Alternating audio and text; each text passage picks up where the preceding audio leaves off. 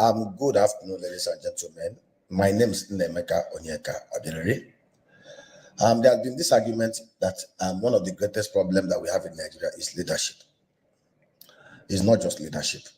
The greatest problem we have outside leadership is also docile, greedy, ignorant followership.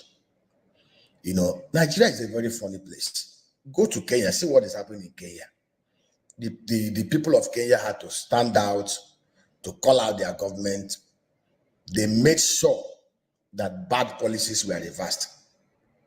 In Nigeria, every majority of us, in fact, a vast majority of Nigerians, rather than stand up for what is right, rather than stand up for justice and judgment, we are busy engaged in all manner of ethno-religious rah-rahness. The Kenyans have their own differences. Kenya is a multi-ethnic and multi-religious society. Yet, the Kenyans did not allow religion or ethnicity to blind them to asking for good governance, demanding for it, to walking the talks and making sure that the good things and the right things are done. I'll give you an example. Look at the nonsense taking place in Rivers State. Just look at the kind of charade that's happening in Rivers State.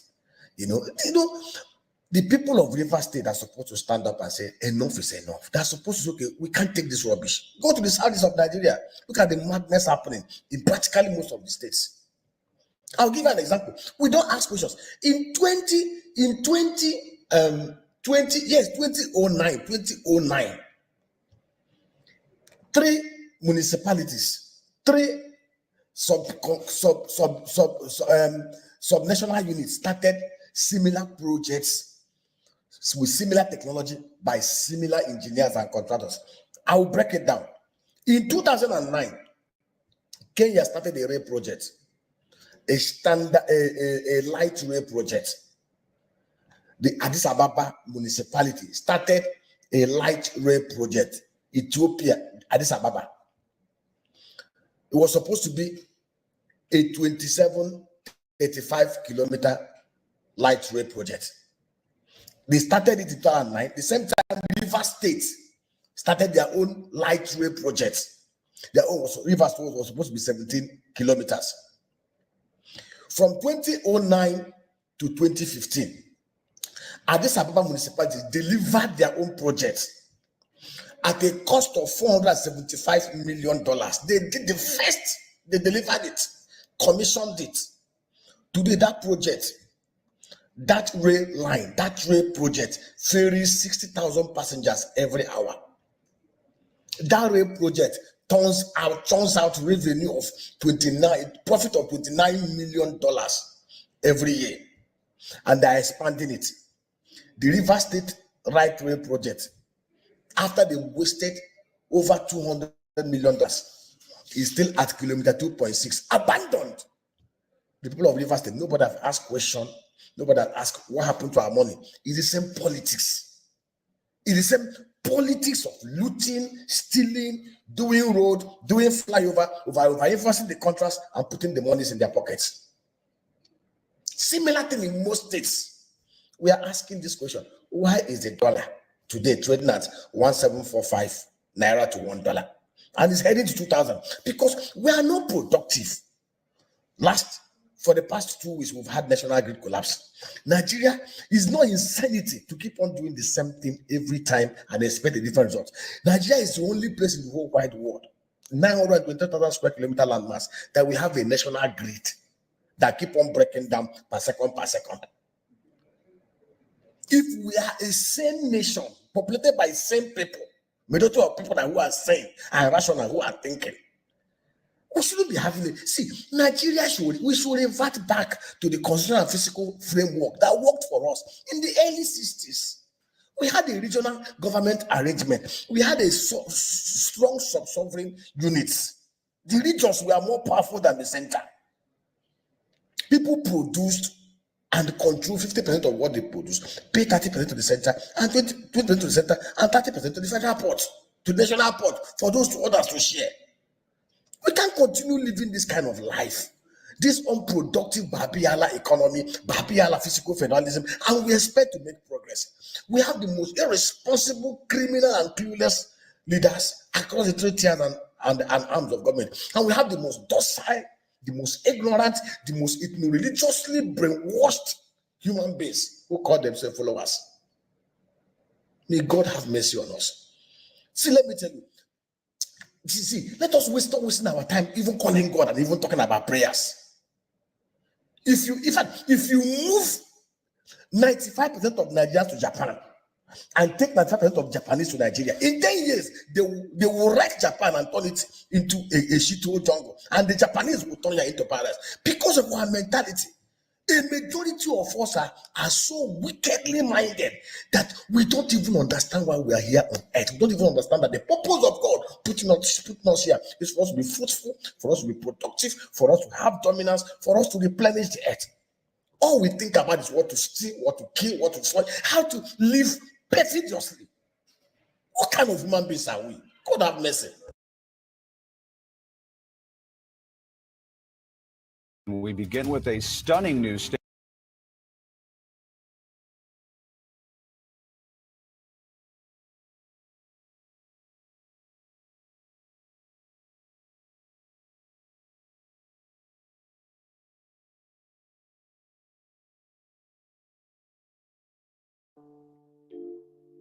This is unprecedented in Nigeria's history. No court has ever blocked federal allocations to a state before. The only time something like this happened in the past was during Obasanjo's administration, when they blocked local government allocations in Lagos State.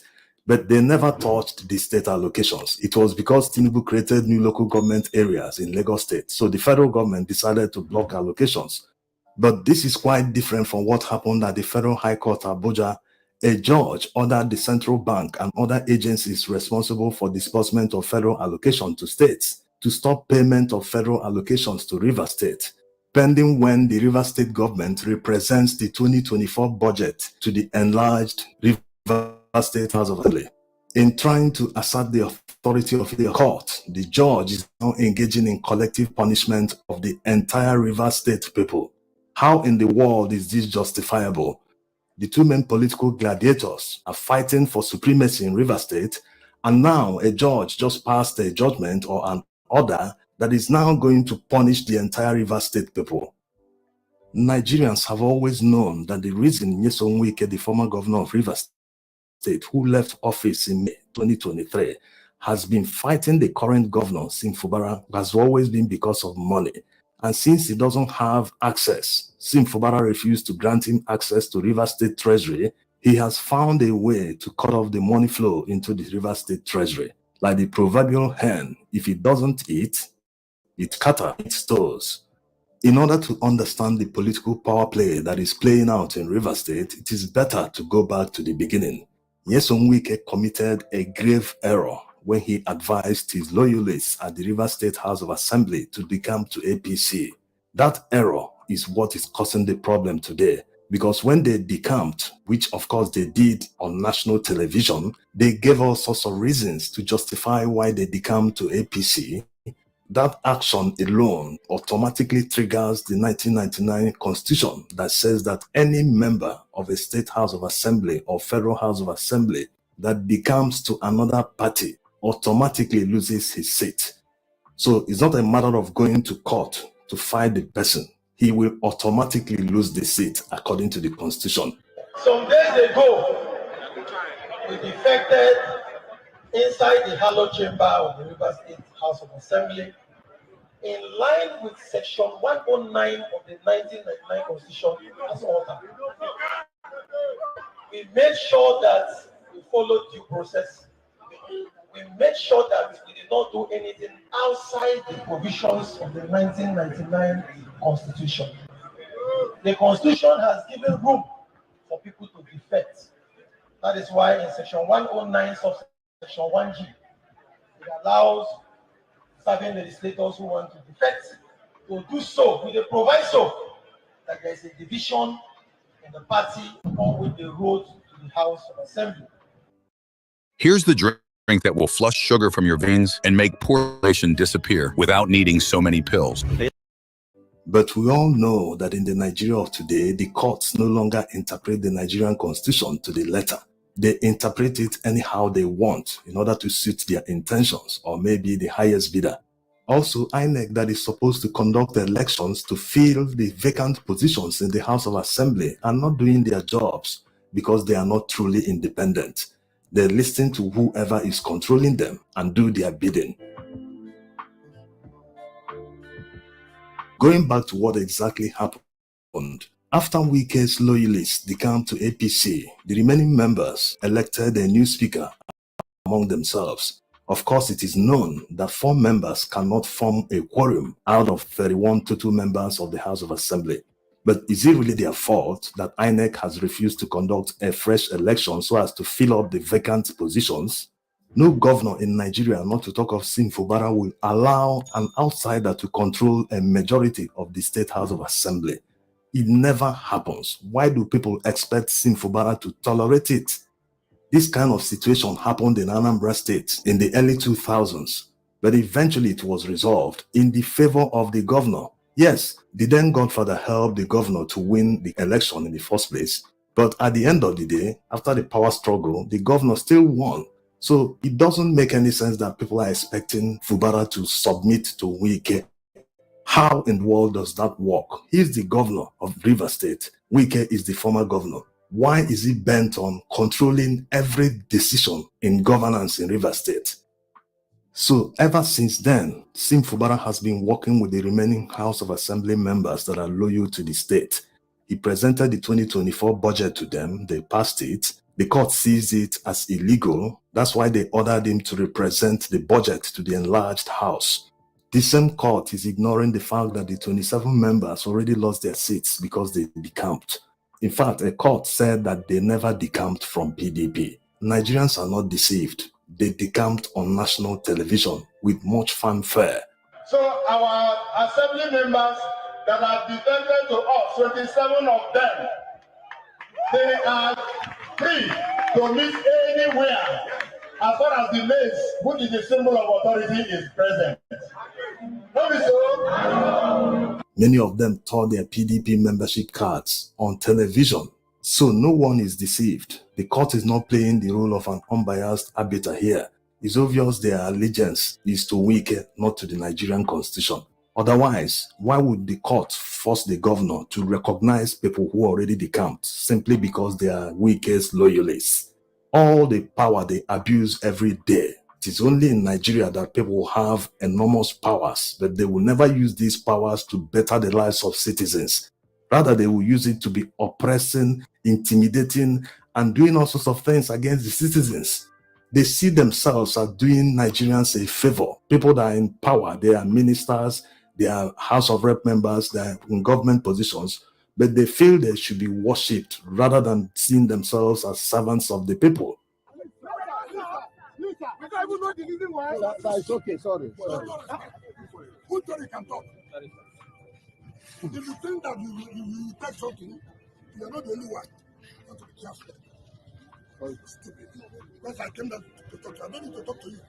Sorry, sir. Sorry, sir. Sorry, sir. Sorry, sir.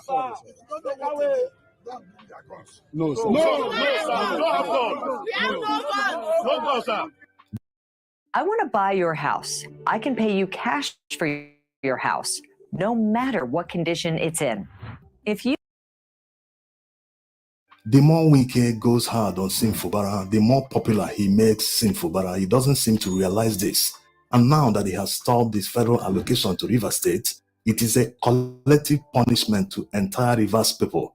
All the people that earn salaries, the ripple effect, because when people earn salaries, they don't eat the money raw. They spend that money in Rivers economy. So imagine the people that are directly affected. What about all the ongoing contracts that have been awarded by the current governor? All of them will stand still because it doesn't seem like Rivers State internally generated revenue can take care of all that. So he's indirectly making Sim Fubara more popular in the eyes of Rivers people because they've come to understand that this is not ordinary. How can this political fight for supremacy degenerate to the level that federal allocation will be stopped to a state, especially an oil-rich state like Rivers State that contributes to the federation account higher than many other states in Nigeria? And the federal government wants to stop federal allocation to a state that lays the golden eggs. They need to think about this thoroughly, unless their ultimate aim is to declare a state of emergency in Rivers State, which will force Sim Fubara to leave office. They will appoint a military administrator who will oversee affairs.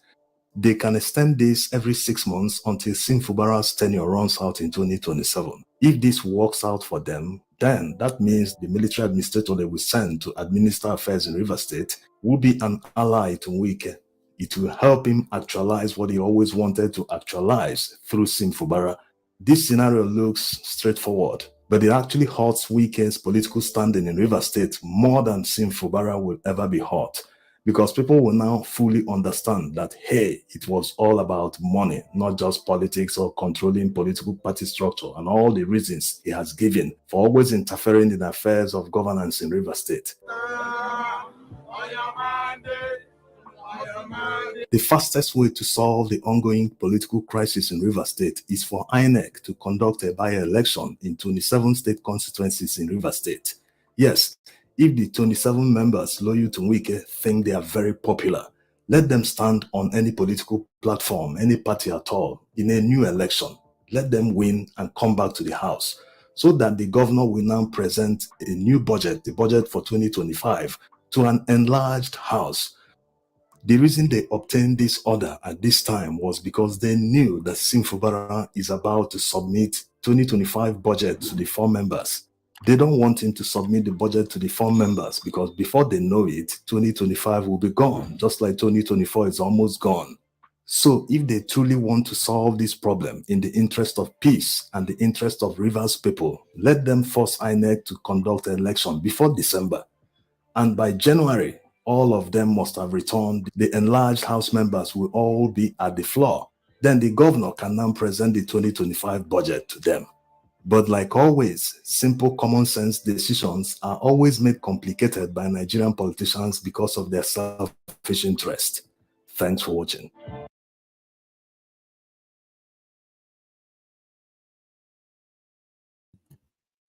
Now, welcome. Oh, greetings to everybody. Tracy, long time, sis. Thanks for stopping by. Good to see you. How's everything? How's everybody doing? I hope you guys are doing great. I hope the week has been a great one for you all. I hope it's not getting too cold where you are. You cold when we go enter now. You know, get part 2.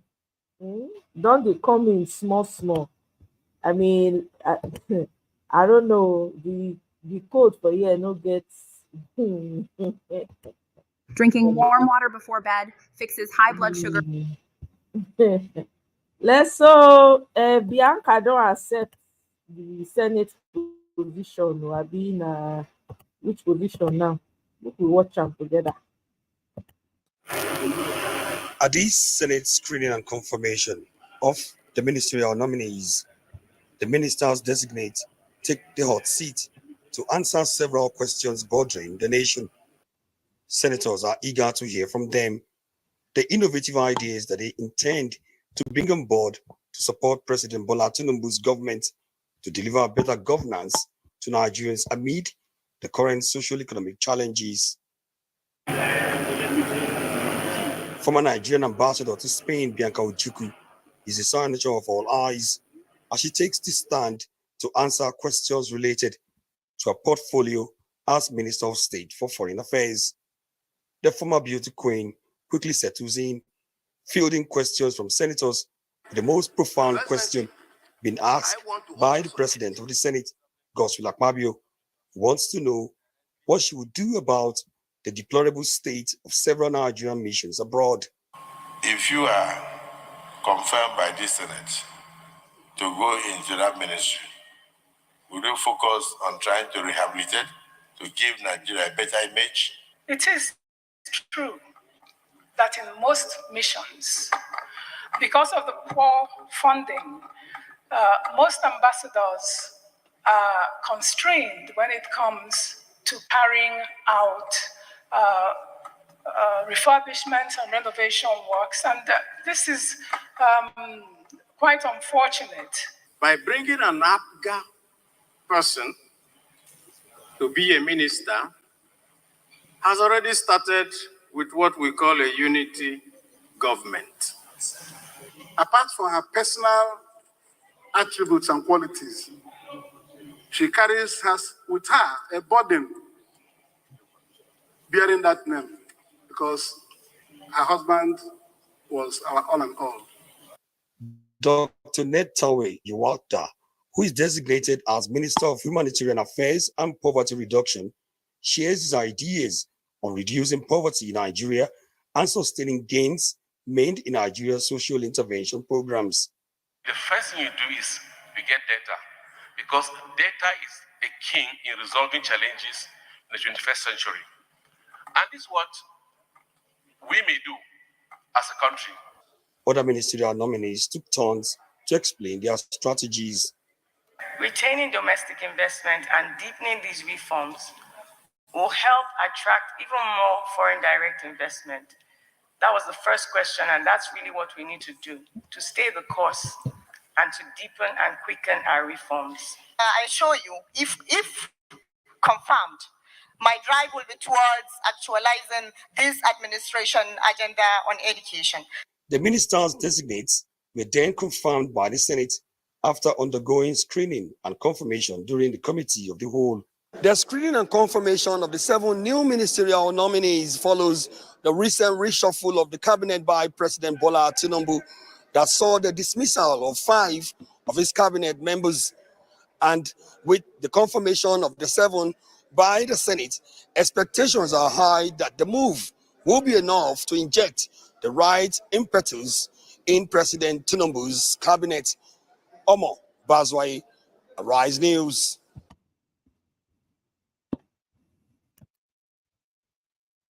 You shock me, oh, Bianca, don't take him. I'm sorry, guys. I'm sorry. Nah, I'm sorry.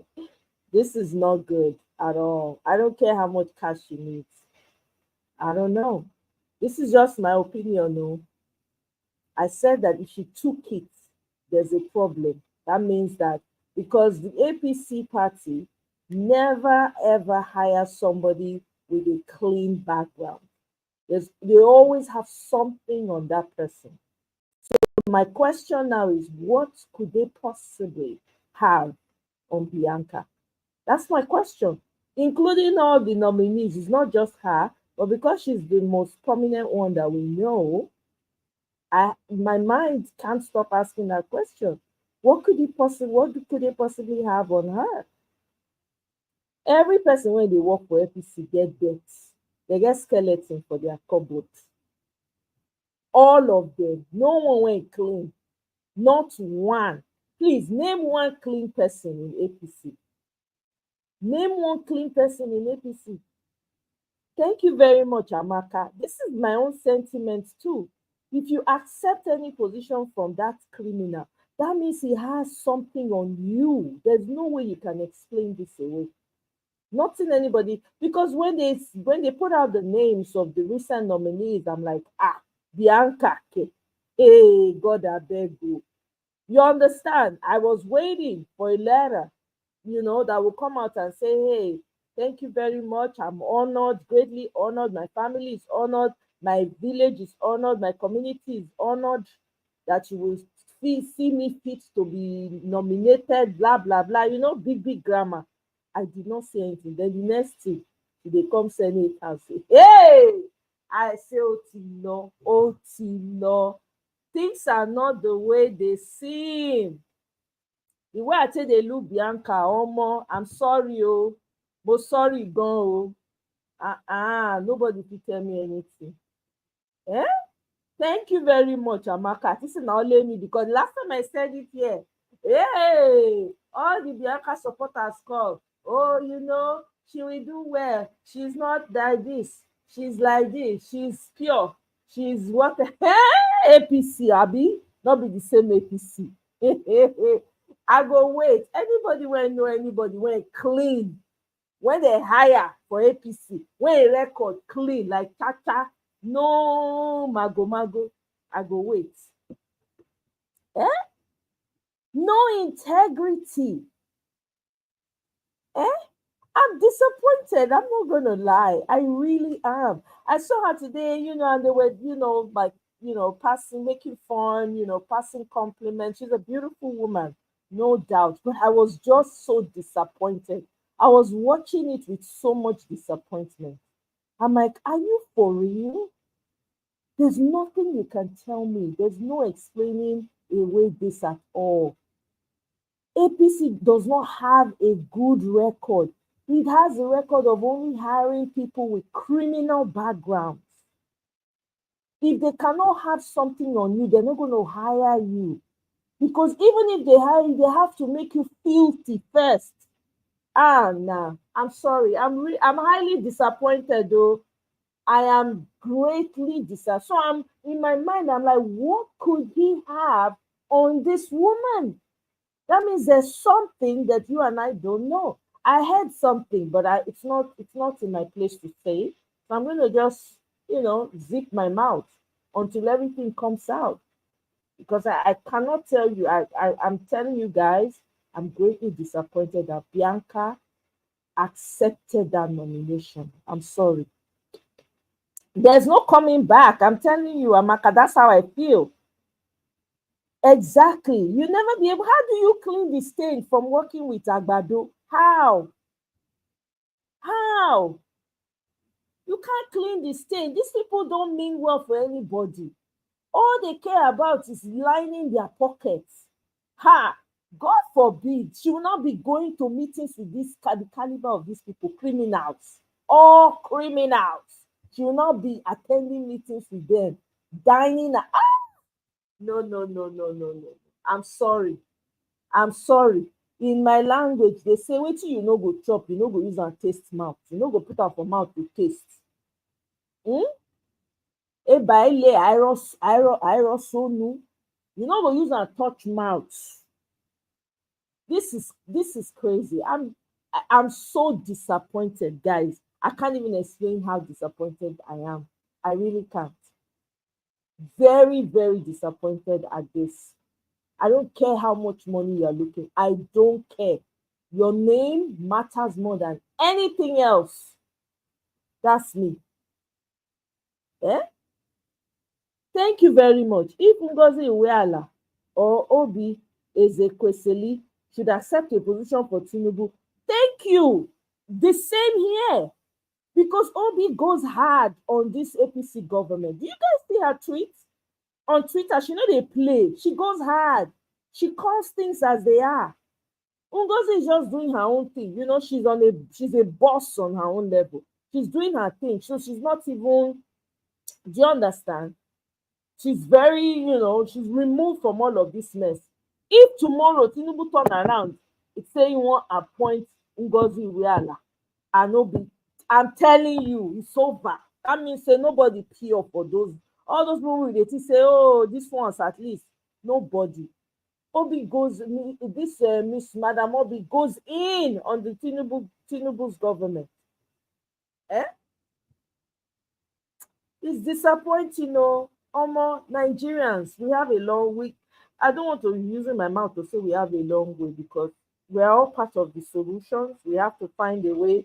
I don't know what. The problem also that I have been thinking about is that we have a wicked tradition. We have wicked traditional rulers and elders in Nigeria. We have extremely wicked traditional rulers, leaders, elders in Nigeria. Extremely wicked cultists that would rather unalive their own children just to remain in power. There are traditional leaders who are sitting on the destinies and the souls of their people that they're meant to serve. I'm telling you, this field, it runs deep. It runs deep.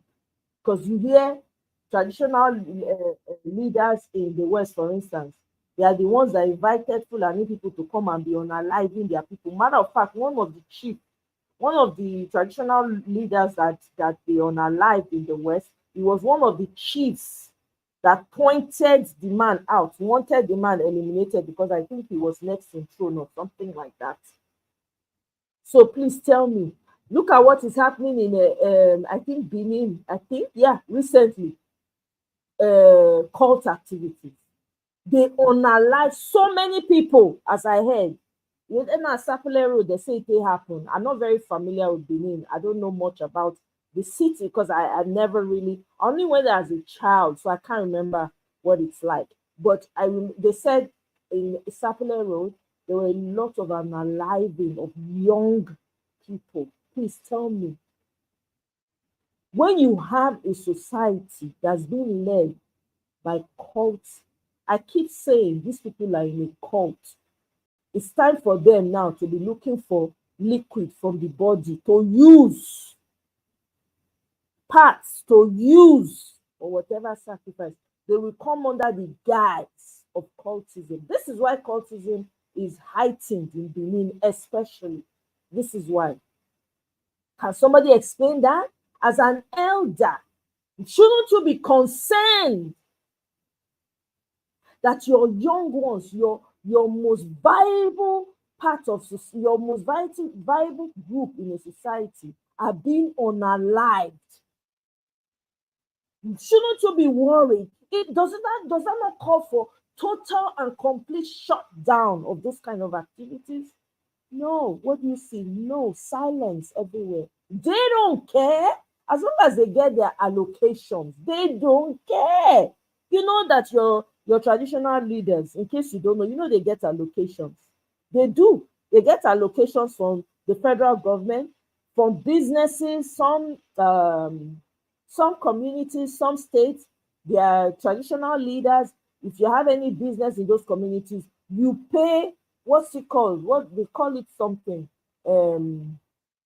What's this thing when you make music and you keep making money off of it, even though you're not, what's it called? I forget.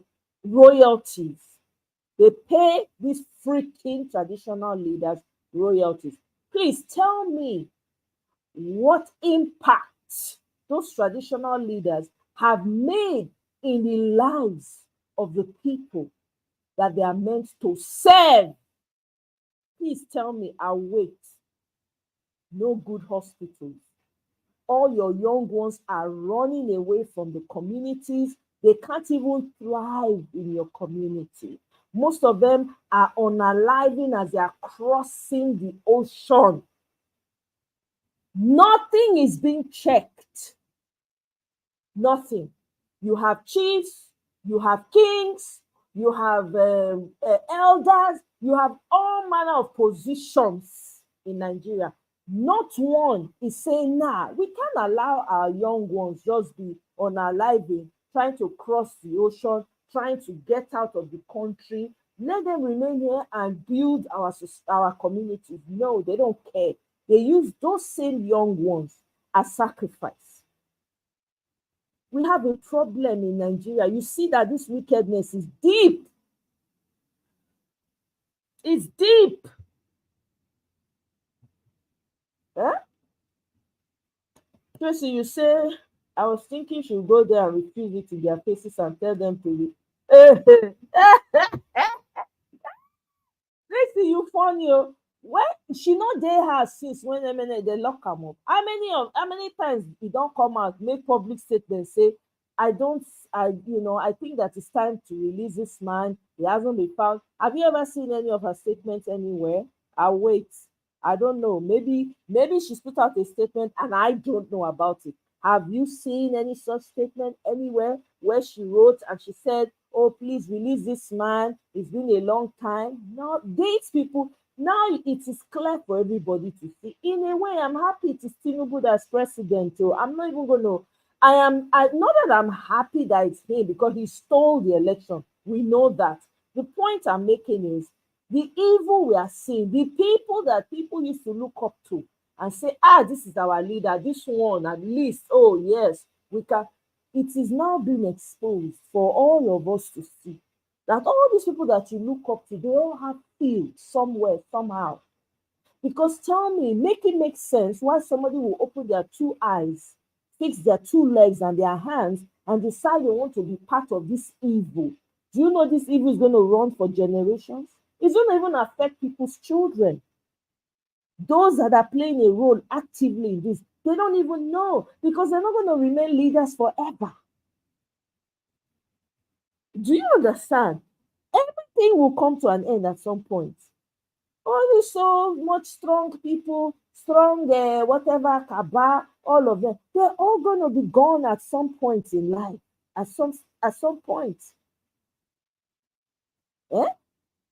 Person when no call, make dem release him brother when he dey in house. He no put out tweet one day. I don't know whether she put out, maybe she did though.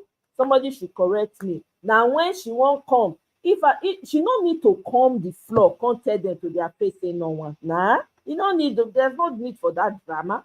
You go just say for her house, write letter. You go see am signed. You go say sorry, oh, I no fit accept this one, oh, na do well, oh. Who in their right senses go dey take position for this kind of government when hand no clean? Please, who? All the people wey dey work for this government, all of them get stain. All of them get stain for they get potopoto for body. So another one bites the dust. Bianca has beaten the dust.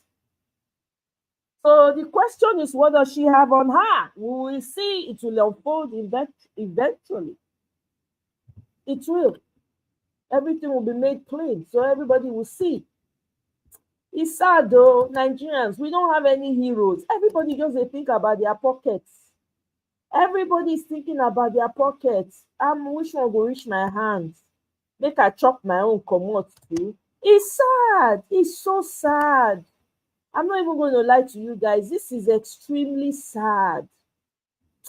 Oh my show. It's sad though. It's really sad. As a sign of protest, you need to come up for a house, go there. You don't need to now. This is as a sign of protesting. You don't need to go there.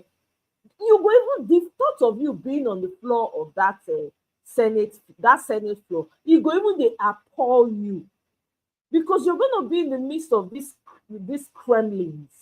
Why do you want to carry your energy yourself, go there, go stay in the middle of people with a horrible aura? Why? There's no need. If you write letter or tweet, I hear say una nominate me, oh, una well done, oh, thank you very much for thinking about me, oh, but I pass. To see everybody na their own that they think about, na their pockets that they think about, na their pockets. Nobody cares about anybody. You don't concern anybody. Wetin dey happen for Nigeria? So far, make my own. Make me, I go collect my own, put for inside pocket, chop and clean mouth. That's what everybody is doing in Nigeria, in the Tinubu government. In the Tinubu government, honestly. At least that, what's her name? Uju Kennedy. You know, she say when Uju Kennedy, when she they try to fight for the rights of minors and all of that, it's probably why they even removed her, even though anybody who works for that government, you see, to show you that anybody who works for the APC government has their hands filthy. When they say the woman, it be like say you won't use all this work till they clean up her image. Guess what? They recalled her. Because she don't come they do too much. You understand? She can't they do too much. They say let's quickly recall her before she come and shine all of us here. Because hey, she's not perfect, but I've seen videos where she's fighting. She was fighting for one small girl. Anybody want to fight for vulnerable people like teenage children, young parents, young children and babies and all? I support that kind of person. I see how they shout for one policeman head. You understand? They shout for the policeman head because of a minor. They still say the woman won't control they do pass herself. And there was a time they had a video, they were asking her questions about, trying to like give an impression that maybe she's corrupt or something like that in that particular office that she's in. You see how she came out very fierce defending herself. They don't want that, man. They had to quickly silence her, and they probably have something on her. But her own hand not clean. I hear her gist.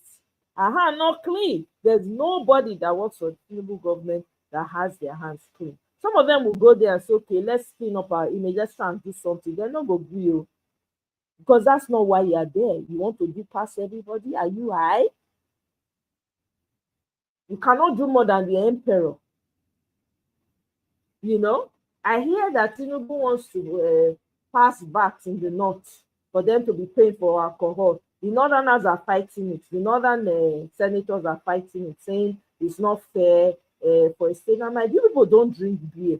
Why are you collecting VAT for beer that you do not drink? I don't understand. Meanwhile, other people, when they pay VAT, now go collect money too from them. No, that is not supposed to even be like that. It's just that we have a messed up system. Yeah? All of them, they cry now. All of them, they cry. Yeah? Almost the journey when we dey on for Nigeria, no be here. It's a long journey. It's a long way, it's a marathon. Yeah? Maybe by chance, maybe the creator of the universe will just decide, say, you know what, let me deliver these people from themselves. And I'm not here waiting, Mr. Nnameka Obiareri stop just now. Wicked Nigerians, not only the leaders, though. Forget politicians, not be from the citizens, not be the politicians they emerge. Wicked to themselves, wicked inside, wicked outside. Nigerians, ordinary Nigerians that they do themselves. See the girl when he go poison, he put poison for inside, he made pepper soup for a boy ex. But I don't understand. Small girl. He carry poison, put for his boyfriend pepper soup. Boyfriend come with friends, 4 of his friends, chop all of them. Bye. Hey. Oh, loco. I shock for that one. I not believer. Yes, they say this happened in Auchi. I was like, what inside a child, that kind of young girl when you supposed to school? You can't think. You can't say no. If I can't have him, let nobody have him. In the process, to take out five people. Hey, we are in trouble in that country. You see the level of wickedness. The level of wickedness that is breeding in Nigeria. The level of wickedness that is breed in a child. Eh? You see why it's good to learn cook for yourself, learn to do things for yourself. In one day, that one just all 5 people, brothers, people future fathers, people uncles, people relatives, all unalive in one day on top of pepper soup. I don't believe. It's sad. It's sad state of things. I'm not even going to.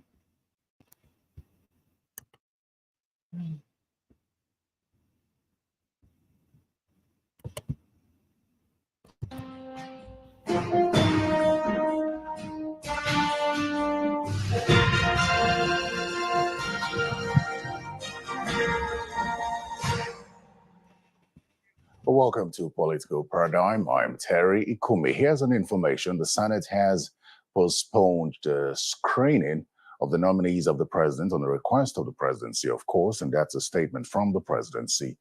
And the reason for this postponement is to allow the nominees conclude all aspects of documentation and pre-screening exercises. So that screening exercise will now take place on Wednesday, the 30th of October.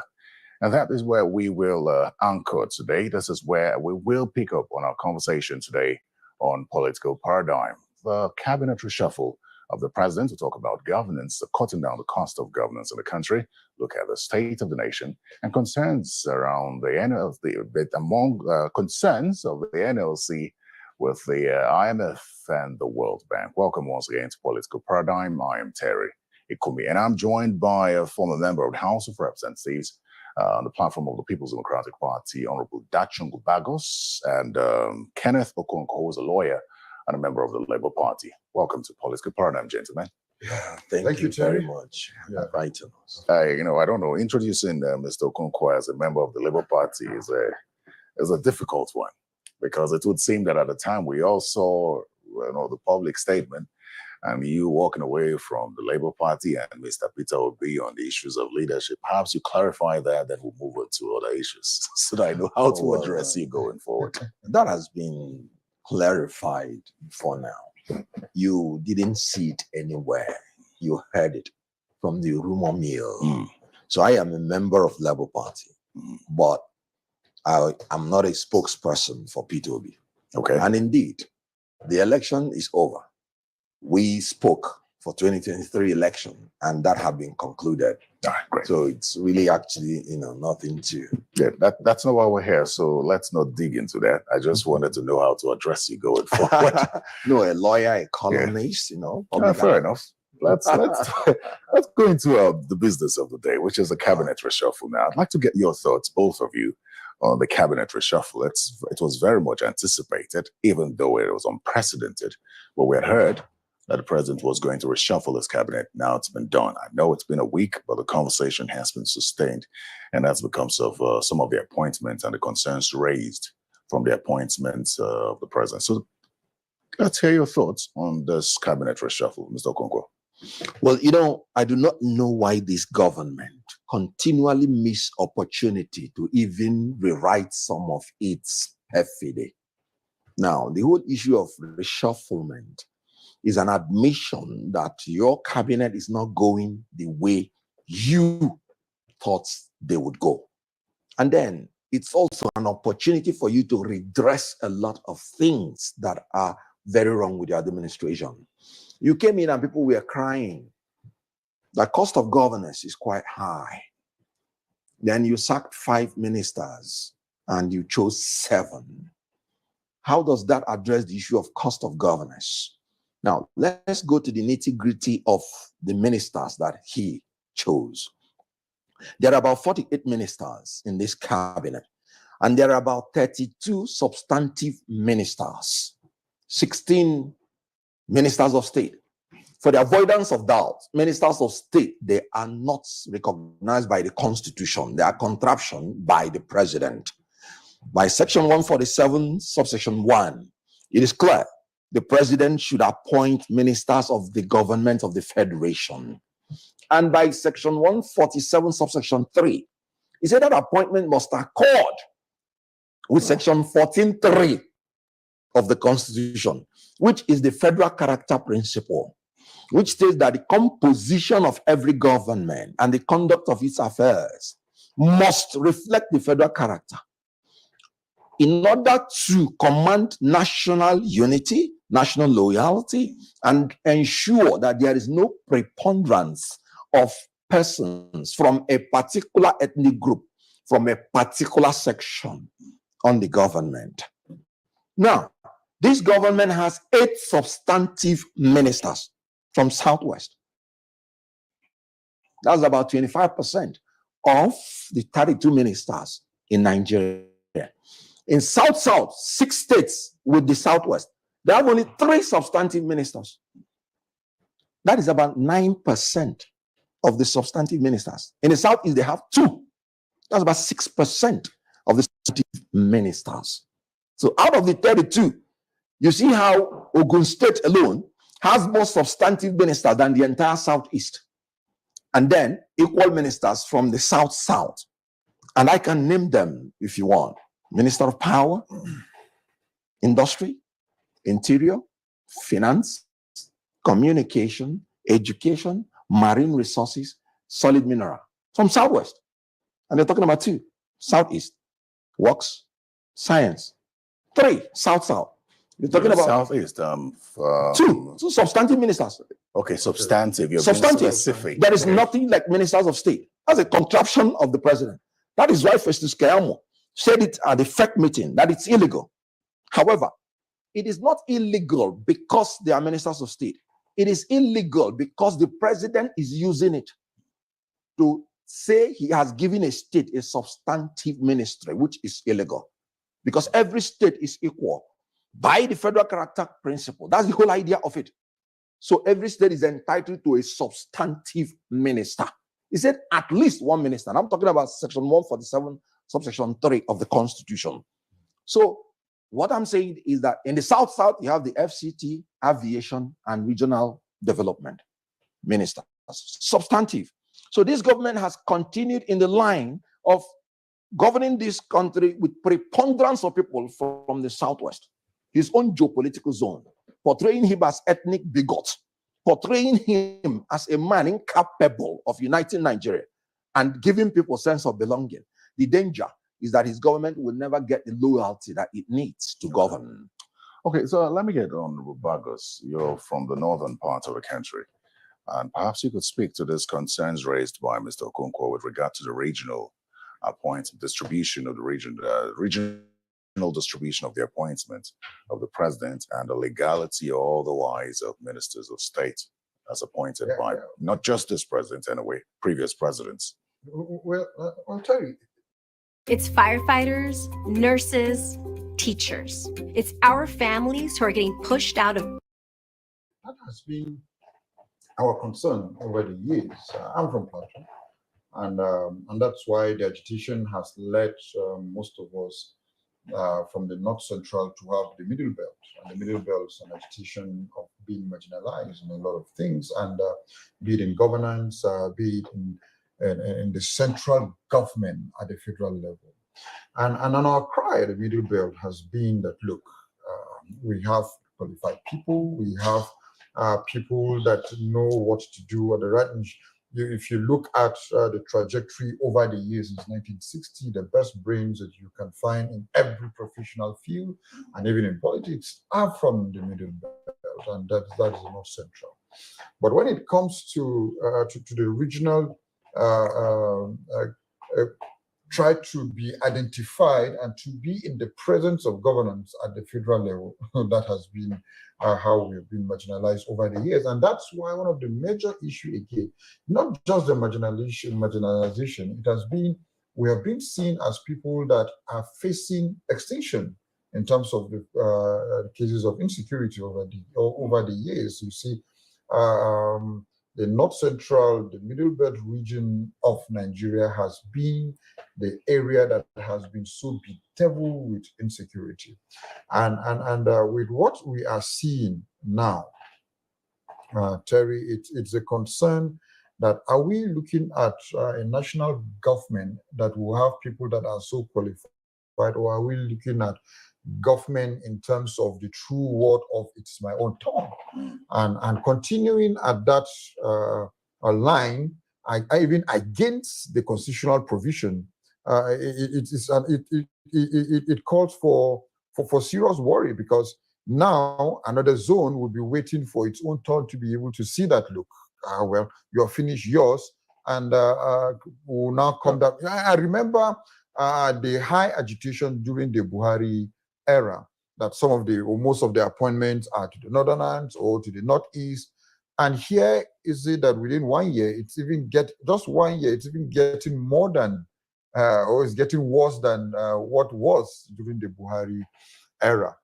And looking at the ministers that have been brought forth, and I want just to going back that within 1 year, if this reshufflement is coming up within 1 year, just like Barrister Wanko have said, it shows that there's a very big problem. But before you talk about that problem, I want us to address this issue of the constitution, the legality or otherwise of these ministers of state, because it's been canvassed that it's one way to cut down the cost of governance. But the angle of legality is another thing. Now, while the Constitution provides for the president to appoint and ensure that it's equal distribution across the state or fair distribution across the state, and you argue that there's no provision of the Constitution for ministers of state. But does this go against the Constitution? Because I also know that the Constitution allows the president to make appointments as necessary, ratified by the National Assembly. You see, okay, maybe let me clarify. No, let me just get you see, it's still a constitutional matter that those are issues that will even when we were amending the Constitution to make sure that FCT has a slot, that, you know, there are nomenclature in the Constitution that if not well taken, it to the executive or to the politicians will be where they can play around with it. that if the constitution is said at least one person from a certain state, the politician will say, okay, it says at least. At least. But if the constitution, it will one. give them the room to do whatever they want to do. But if the constitution says one minister from a state, there shall. And you know what? Once that word shall, it's been included, it means that you can't have more than one minister from a state. But if it says at least one, so which means it has given the politician or whosoever the room to play around with whatever. So these are issues that still call for further constitutional amendment. Okay, so that it should be there shall be one. Just what? So if it gives it more room, then well, they will have more room. I'll come back to you on the appointments and of the president. But Mr. Okonkwo wanted to clarify something. Yes, I want to make a clarification. There is nothing illegal in the president appointing ministers of state or giving his appointees any name he wants. There is something illegal in not giving a state at least one substantive minister. So you cannot give a state a minister of state and say you have given them one substantive minister. But then we'll go back to the constitution with what Honorable Bagos had just talked about without specificity. It is specified. Section 147, the word 3. Substantive. The word substantive. No, minister of the federation. There is no minister of state.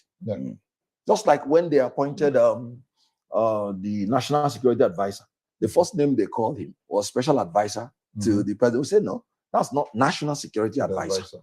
So the constitution is clear.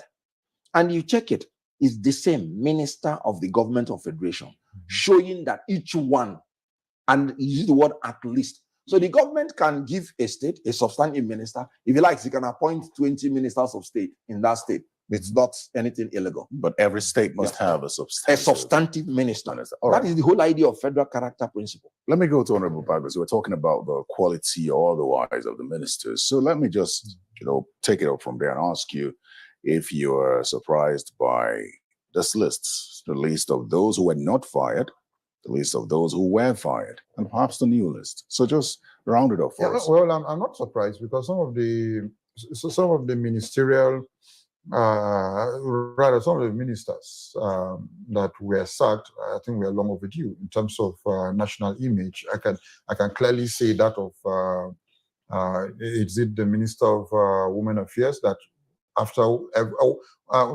the time there's one scandal or the other about her, and you can see the celebration in the but was it really a scandal? It would seem that she was fighting corruption in her ministry. I recall clearly that on one occasion, or on two occasions, in fact, she had fought against some unnecessary spendings in her ministry. At one of those events, she came out and said that you must do empowerment for women. Don't spend the money on organizing events. I don't know if... Yeah, well, but for me, in looking at most of the ministerial nominations and those that were sacked at a point in time, looking at what is the agenda of the present administration, and putting the agenda of the present administration, what is the heartbeat of Nigerians at this particular point in time, in terms of what Nigerians are facing, in terms of hunger, in terms of high cost of living, in terms of looking at what they need to do at the right time. I have not seen all this well spelled out. Even with with the new appointments. Yeah, because what are they doing to be able to address the issues? Those are the issues that look, what are you doing as a minister? Because I expect that if you're a minister of agriculture, you're a minister of women affairs, you're a minister of this, the issue in the country at this particular point in time, you should be able to have a well spelled out blueprint, step by step, midterm, long term, and the short term, how to be able to address these issues immediately. But when we are just looking at who is a minister, and the only time you see a minister is when he's attending a function. That is the only time we see the ministers. We don't see them looking at issues that have to do with the current challenges. This is what we're doing, and this is what we need. Give us this 4 to 3 months that these issues will be addressed. But at the end of the day, it's still the same cycle going on and going out. The issue of the Minister of Humanitarian Affairs, better, what after then, nothing has happened. What is happening with the ministry? What is happening? There are two ministers now. Yeah, well, they have a minister, minister of state. They just appointed these ones now. Yes. So we're going to see what new will happen there. Okay, you've made a very good point. On this issue of better, Edu, I want to have Mr. Okoko say something on it. Because it would seem as though she was suspended. An investigation was to be carried out. We don't know the outcome of that investigation. It's not been made public. And now we hear from Special Advisor on Informational Strategy, Mr. Bayo Onanuga, that she's been fired, that she's long gone. On the basis of fair hearing and the vilification in the public space already, based on the allegations against her, is it fair? Is the manner in which she was disengaged fair? Right. Let me first of all say that, because, you asked him, were you surprised? I said, I'm. Hello, everybody. We're excited coming to you this afternoon from Canada. Amazed that this government is just wasting Nigerians' time. You know why I'm saying this? The Manufacturers Association of Nigeria, they say the problems we have in Nigeria today is frequent policy flip-flop, high interest rates, astronomical energy costs, hyperinflation, multiple charges, toxic operating environment. Now, one would have thought the president would have prioritized reshuffling the cabinet within the most terrible, urgent, problematic areas. And I'm talking about the circle of Ministry of Power, Ministry of Petroleum, Ministry of Agriculture, of Economy, generally, Finance, Central Bank. Why am I saying this? Dr. Raymond Kuti, the president, Guild of Medical Directors, he said that 50% of private hospitals have collapsed. And he said the problem is from the operating expenses because of lack of electricity and medical supplies. This thing, he said, rotates around this one ministry that I'm saying. Today is almost 8 days, and the entire North has not had lights. And you're still being a minister of darkness that have told you that his only solution is that Nigerians should off their refrigerator. So what I'm trying to say is that I was expecting that the president should have sacked himself first as a minister of petroleum, being the worst ministry in the whole world. They met fuel at 195. Today is 1,200, and it's not even available. So we're talking about unaffordability. We're talking about unavailability. The same thing with electricity. Electricity tariff has risen so astronomically, and it's not even available. And then we're talking about in the economy, macroeconomic stability. We're talking about a central bank that is increasing interest rates rather than decreasing it. Because what we are suffering is not demand pull inflation. We are suffering cost of production induced inflation. That is why the president of the Guild of Medical, field, he said, look, to import the medical supplies has increased, the price has increased by 500%. You know what it means? It means that 50% of Nigerians are now dying who are sick because they cannot afford to go to hospital. That's why he said 50% of the hospitals are collapsing. So rather than trying to rejig your cabinet within this area, you are rejigging your cabinet, saying you're sacking women and affairs.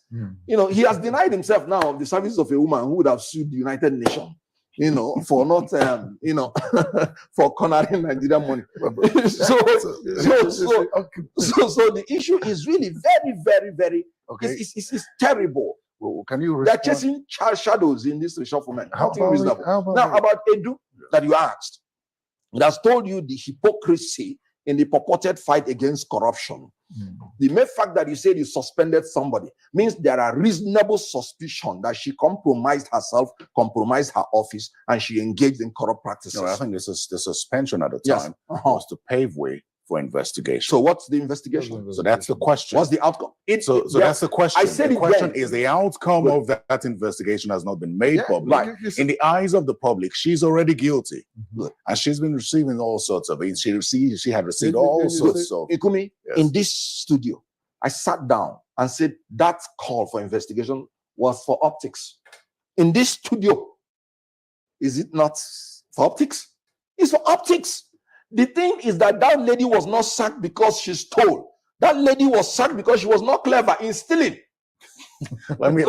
How can you allow people to fly from Kogi to Abuja? But let me bring in in general, you see, why it will going to be very difficult for things to change is that even the justice system, and I've said this not once, not twice, coming from the issue of insecurity now to economy, I have not yet seen, the only time you will see the justice system is working in taking someone to court is when an administration has wound up and the coming administration will start hunting those that were in the previous administration. Because now, if the system is actually working, and if truly they are saying that this is what Better has done, you could have been in the court today or jail. Nothing has happened to that. As an example. So, just like the issue of the insecurity, we have nobody today you can say that it's either this person is going through how many years in prison as a result of these killings or as a result of this. So it's just that at the end of the day, like a cosmetics quick fix to make you feel better that something is being done. But by and large, the resilience of Nigerians, the heartbeat of Nigerians with so prayerfully how we are, that look, things will get better. It's what government should be thankful about. Because it's like when I reviewed some of this, just 1 year ago, fuel was 190 something. Just 1 year ago, a dollar was 300 or 400, just within 1 year. And we are still hoping. And I don't know how the hope will be renewed. So it's not even about the sacking of the technology. People that were in government were there. Just 10 or 20% that came in 1 year ago have made things so terrible. So it's very important that the president should go back to the drawing board. Go back 1 year ago. Where did they get it wrong? And if we just talk about the issue of okay, yes, some cabals are going with the removal with is it fuel subsidy. I can tell you, if you ask Nigerians today that why fuel subsidy was removed is because of some cabals, and that is why they are going through. They will tell you, please go and give those cabals that money. Let's go back to the normal way we are living as a people. Where are the alternatives? So these ministers today, these are issues that we want to hear from the ministers. What are alternatives to the current suffering? What are the alternatives to the issue of high fuel increment? What are alternatives to the rise that people are getting 150,000 per bag? What are alternatives to the healthcare? Even in the healthcare, my younger brother got his BP drugs. He has been taking for 8 days. A pharmacist, one of his pharmacist friend, now discovered that those drugs he has been taking were fake. To help tighten skin, never wash your face. Never put these 3 aging accelerators on your... At the high cost. So who are checking? What is NAFDAC doing? What is even the health? So all those. So that's another thing. A lot of thing, things are going on you wrong. Know, when I first had this conversation last week, when I stood in for Sharon on the show, the concern around the Orosai report came up. And that report did not just talk about ministries. It talked about departments and agencies. And over the years, I don't think we have seen government respond to issues around either merging or scrapping departments and agencies or government-owned enterprises over the years. Is that something that this administration should be considering? Absolutely. And that was what I thought they were going to do in this reshufflement. Now, in a capitalist nation, the job of the ministers is essentially regulatory. When you hear Minister of Agriculture, he doesn't go to farm with tractors to till the farm. He's just regulating the system, making policies that will be palatable for the practitioners. What are you doing with 3 ministers for agriculture? And you're pretending that you are implementing a Rasanya report. My problem with this government is the height of hypocrisy. You're talking about Minister of Agriculture, Minister of State, Livestock Minister. For what? What are they doing? Are they the farmers that are going to the field to farm? Are they the people to give security to the farmers? But the livestock, the livestock ministry itself seems like a security measure. How? To address the issue of the farmers. No, I'm trying to say, why would one minister not regulate the industry of agriculture? Maybe it hasn't worked. That's why it's changing it. And when we had one minister in the name of additional, I hope I'm right, the present AFB, AFDB. When we had one minister, agriculture was giving us food. Farmers were receiving their fertilizer. Everything was moving on fine. The problem is not number of ministers. Give the farmers security, give them the tools they need, and they will give us the food. Yeah. These ministers, you're multiplying corruption because the only thing they have experience for is incompetence and corruption. Honorable Bagras, do you also dismiss the Ministry of Livestock? No, I'm not dismissing it. No, I'm But asking whatsoever, see, most of the, I'm saying it should be a department. if I remember very well, the Ministry of Livestock came in as a result of is it a committee that met the president and gave that recommendation that it will handle the issue of farmers clash or issues of whatsoever. And then I said, well, if that is what will handle the issues of farmers headers clash, if there's a Ministry of Livestock, so me that I'm a farmer, they should give me Ministry of root crops, or they should give me Ministry, because that's what I'm so much interested in within my own region. But does that not separate? Does this not separate the Ministry of Agriculture, which would perhaps... No, what is the name agriculture? What is the name of agriculture in its entirety? Okay. The Ministry of Agriculture, it encompasses all this. So if you are now removing livestock from agriculture, then you should remove root crops. Then you should now focus on me, not focus on the person that is killing me in my own farm. So these are issues that, look, most of the policies are just trying to dice down tension, trying to accommodate everybody. So the more you're just trying to accommodate everybody without dispensing and looking at the law, dispensing judgment, dispensing justice, your hands will be so overwhelmed that instead of doing like this to accommodate everybody, it will be free for all. And again, knowing very well that democracy, it's very expensive all over the world. But what other Democrats look at in other countries, part of the world, is that, look, how can the system work, get an enabling environment so that everybody will be equal?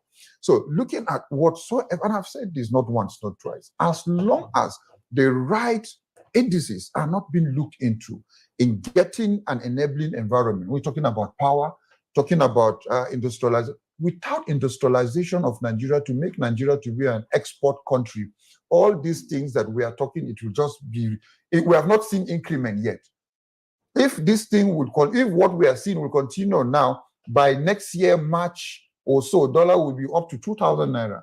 And it's going to be, fuel will keep increasing because it's now the regularization. So everything, as long as we are not an export country, as long as power is not there, as long as insecurity is not being addressed, these issues we are talking about will continue the way it is now, because it's just about a quick fix system.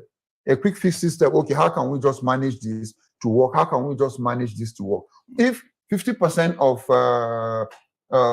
private medical, of private hospitals are down, I can tell you 80% of most of these doctors will leave the country.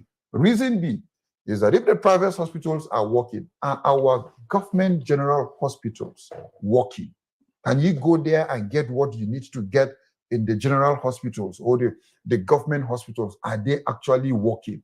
If people are now looking at going out of the country because of school, our universities, can you actually, now the universities are threatening on going on strike. Are they? So a lot of things are not working.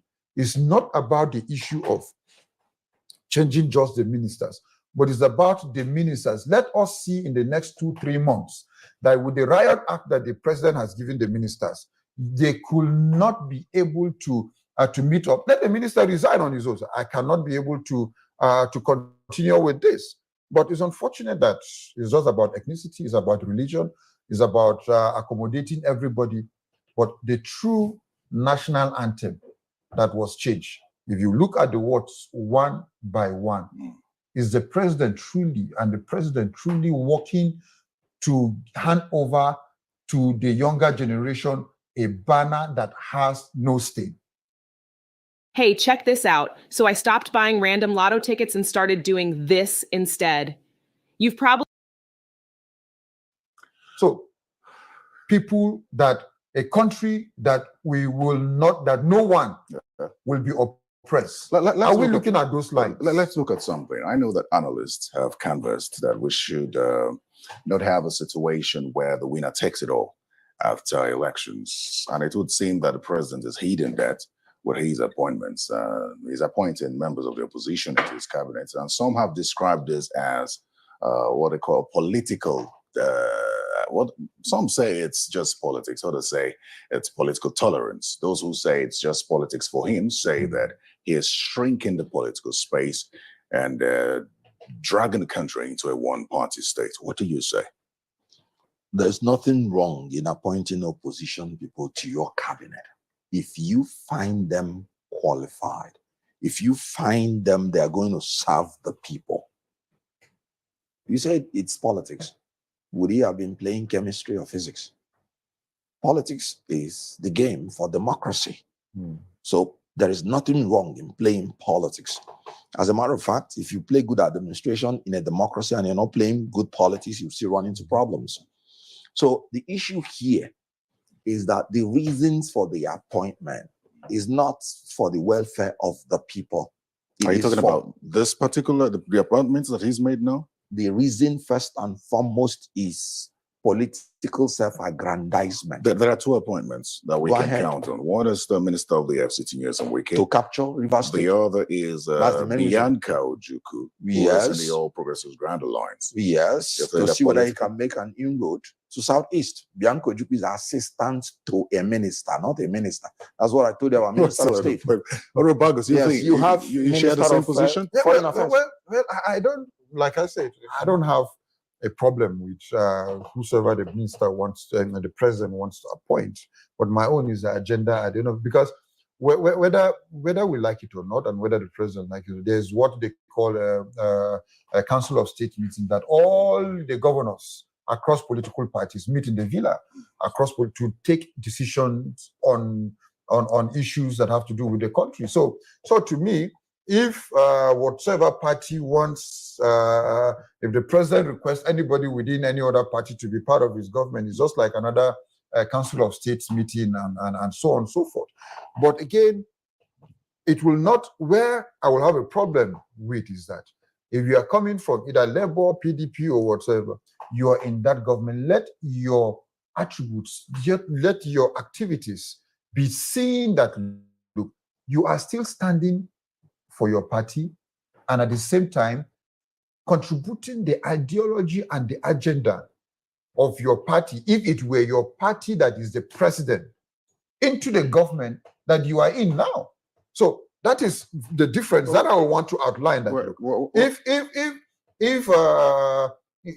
Labour is in the present administration, yes, what were those issues that Labour Party had promised Nigerians? Those I guess it depends on the portfolio. Yeah, so those should be the memo of the minister or the sole appointee to the president. That, look, we can share these ideas. So, but if a minister is being appointed into the administration and you now abandon your own ideology of your own party and adopt the ideology of the party that there is no longer a unity. It's no longer a unity government. The idea. I don't know if that is viable, because the idea of the president's appointment, I believe, is to fulfill his mandate. Absolutely. And his mandate is supposed to impact on the people. Yeah, the mandate. Absolutely. The mandate comes with ideology. No matter his mandate he has, if his mandate is to kill people and your mandate is not working, you are there, you should know, Mr. President, you can be able to address it in this way. Why the president is being careful with his appointment. Well, I respectfully disagree with the honorable member. Yes. The president is the commander-in-chief of the armed forces and came into governance with his own manifesto. And so when he is appointing you from anywhere, you are coming in. The acceptance of it is that you're coming in to carry out the president's agenda. And that is why even his party members, PDP, renewed hope. So, according to renewed hope. So no need for you that you're from another party. So what I'm saying come is and that carry that agenda. So on the day that the president appointed the FCT minister, that was when I knew he was going to deal ruthlessly with South, both in appointment, both in everything. You can imagine what Wike would have been saying to this government if he was not part of this government. But he's not the only opposition. And all these Where things. Are the rest? The reason, again, that they appointed him is to emasculate the PDP. PDP is now the servant of servant. Because when you are a minister in a government, you are the servant to the president. I think minister means servant. That's why you say minister of the gospel. PDP is still standing on his own. PDP is serving Wike now. If the FCT minister is serving the president, PDP is not serving the president. Servant of the servant. That I will not agree. That is one of the reasons. PDP still stands as the opposition. You would have to allow me to lie. Nigeria, but PDP is not serving the president. I have said it before. If the minister is serving the president, Labour Party is giving a housemaid to APC now under Abure leadership. Because these are the reasons. I'm a PDP. I am party. He has the right to drag his party. I said that before. But he has the right. He has the right to disagree with me. But what he does not have is the right to if PDP is the servant of the servant. He also brought in Abure into the picture. That's my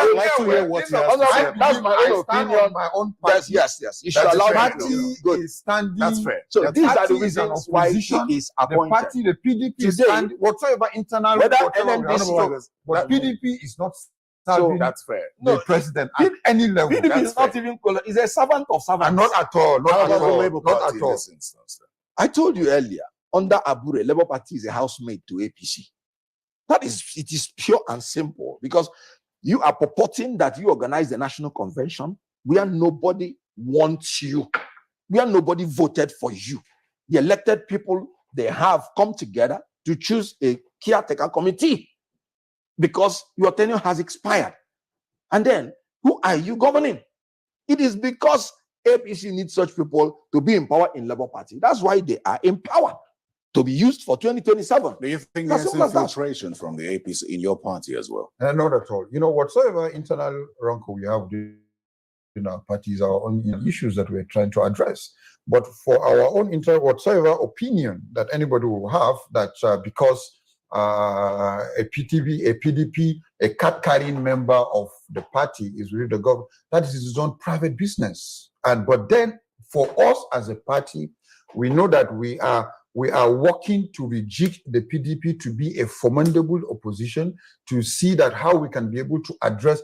An individual cannot be identified to be the whole organ of the party. That's the difference, because it's only the FCT minister that is the president. There's no any other appointment of a member of the PDP. I really don't want this conversation to go political. Yeah, I really wanted us to deal with the issues. So let's come back to the issue of governance and focus on cutting the cost of governance. Now, the president not long ago had cut down his entourage, cut down that of the vice president, and now his latest move has been commended by a number of persons. He has cut down the entourage of the ministers, saying that only 3 vehicles, cut down the security as well. He even told the security heads that they should cut down, except when necessary. They shouldn't move in long convoys. Do you commend the president as well? Is this a good move? It may not be, as some have said, the best move ever, to address cost of governance. But is this a step in the right direction? Within Abuja, Terry, they can do that within Abuja. All of them, all the ministers, none of them can travel to their places with 2 or 3 cars. It's not possible. They know that none of them can go to their villages with 2, 3 cars. It's not possible. So it's just cosmetic within Abuja. Because none of it's just the truth. If they are going to their villages, they mobilize security, they mobilize civil defense, they mobilize, let them enter their villages with 2, 3 cars and let's see if they will come out. They mobilize, they make sure that there is advance, they make sure there is this. It's just cosmetics within Abuja movement. But none of them can go to their villages with 2 or 3 cars without security. It's not possible. With the high rate of insecurity in this country, let them dare it and let's see if they will come back the way they went. Well, like I said, there is nothing to commend because what you are trying to protect by cutting down on the cars, you are losing by bloating your cabinet. If you say 3 cars for a minister, for instance, and you have 3 ministers for 1 ministry, you are talking about 9 cars, 9 drivers. That is why we're saying, for you to make sense and for people to commend you, you have to cut down on the number of ministers. You have 37 ministers by the Constitution to choose in America. That is like a continent. They have about 15 secretaries of state. So you can come down to 37. And then when you talk about commendation, you will be commendable. Now you are condemnable because you have about 48 ministers for a poor country. And you want to buy your private jet. Use 21 billion naira to build the house of your vice president. Use 20 billion naira to give your chief of staff. You choose billions to give your wife to spend on what? What am I commending? I condemn in its entirety this government and its profligacy. They should repent. Okay, so let's look at the something related, and it has to do with the people. While the government cut costs in every aspect, especially with the issue of fuel subsidy, whereas, of course, advised by the World Bank and the IMF that this money should go directly to Nigerians, so we used to, implement projects that are directly beneficial. The issue of the humanitarian ministry comes to mind. It's supposed to be a ministry where government can reach the people directly, but there are those who have described it as a corruption ministry. Now, under Better Edu, it was even made more evident, and many said this is a time for the ministry to go. It would seem that the president doesn't agree because we now have 2 ministers. But you think, do you agree with those who say the ministry should go, or do you expect some more work to be done with that ministry because of how impactful it would be on the people? When Okay. Make your point first. Okay, no, when President Tinubu still chose another person for that ministry and now concluded he's not interested in fighting corruption. Better Edu was a medical person, a woman that ought to have milk of human motherly kindness. If she can go there and be overwhelmed by the corruption in that system, and she inherited women before her, spending 40 billion, the one that EFCC is talking about. If you put a Nigerian angel, not angel of God, if you put a Nigerian angel in that ministry, that angel will be very corrupt. The sad thing about this is because there is no outcome of that investigation. All those things against Better are still regarded as allegations. That's why I'm saying that ministry should be abolished. One, it is not doing anything. Just check what Better Edu did. They brought our money. They said they were going to give to 4 vulnerable. No, this one was, done. That was part of the reasons he was suspended. That was where an investigation was begun. No, they brought out money, 585 million was budgeted for 4 states, including Lagos, for vulnerable people. Where I'm going is that where you're giving the vulnerable people 585 million, you are using 3.2 billion naira for consultancy fee. It was there in the open. So how do you justify it? And even that money was paid into a private account. These are part of the reasons she was suspended. So you can imagine the gap in corruption. Why I'm saying it should be abolished is that you will be subsidizing consumption. Why don't you use that money to subsidize production? What we need in Nigeria is productivity. If you can make those private hospitals to survive, a lot of people will be employed. some of these vulnerable people will have work there. But when you are giving them fish, 20,000 naira a month, 50,000 naira a month, what will it afford them? They will eat and they will be hungry. So it will be of no benefit, even if they are doing it right. And in this case, they are not even doing it right. So what do you need that ministry for? Nothing, just to share money to the corrupt and to the rich. Honorable Bago, social welfare is a common thing in many countries, especially developed countries. This could have passed as a ministry that would advance social welfare, wouldn't it? Yes, social welfare in developed countries have helped, but with what? Statistics. What are the statistics we have to be able to say that this is how the social welfare will be dispensed? Statistics. We don't have the statistics as a country. The statistics are, so the only thing at the end of the day that any of those ministries, well, by the way, we are happy that we have from Plateau, that is a Plateau man that is handling the ministry. But let me not speak on the side that you will see that because he's an APC man and a Plateau man, the ministry. No, but then we're looking at cutting off cost of governance. For me, in general, there are three ministries that are supposed to be in one, in the same place, in the first instance. The first of all, the Ministry of Labor, Employment and Productivity, is it? That's the ministry that has been there for long. And now you have Ministry of Regional Development. You have Ministry of Humanitarian. If you look at these three ministries, all their mandates are the same. Productivity, labor, employment, regional development, humanitarian, all their mandates are the same.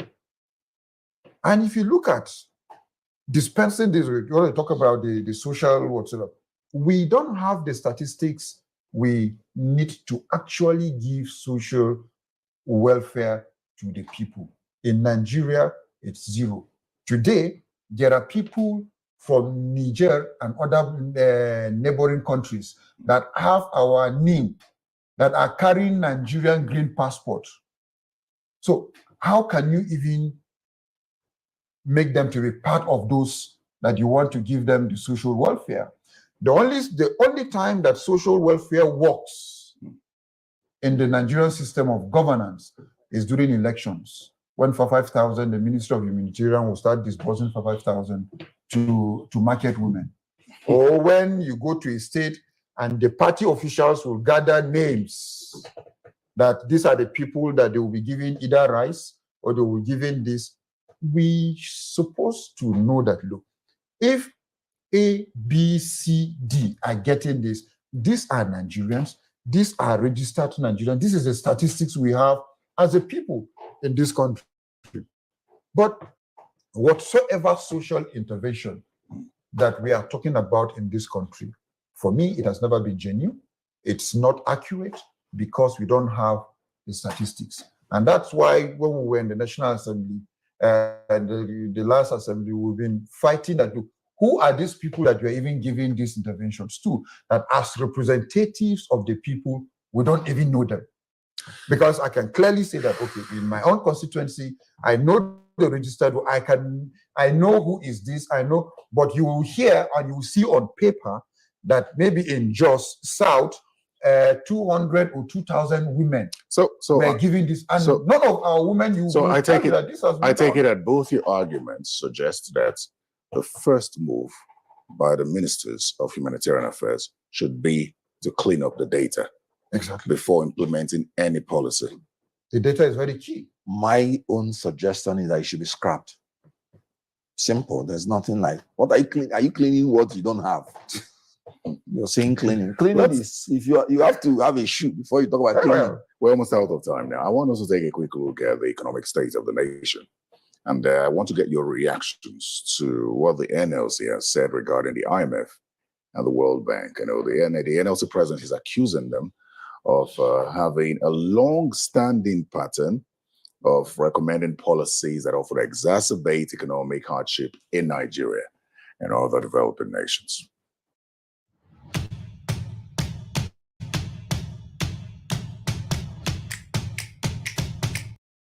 What do you say? You see, Nigeria, Nigeria is not a poor country, but Nigeria is a country that has been mismanaged to be seen poor.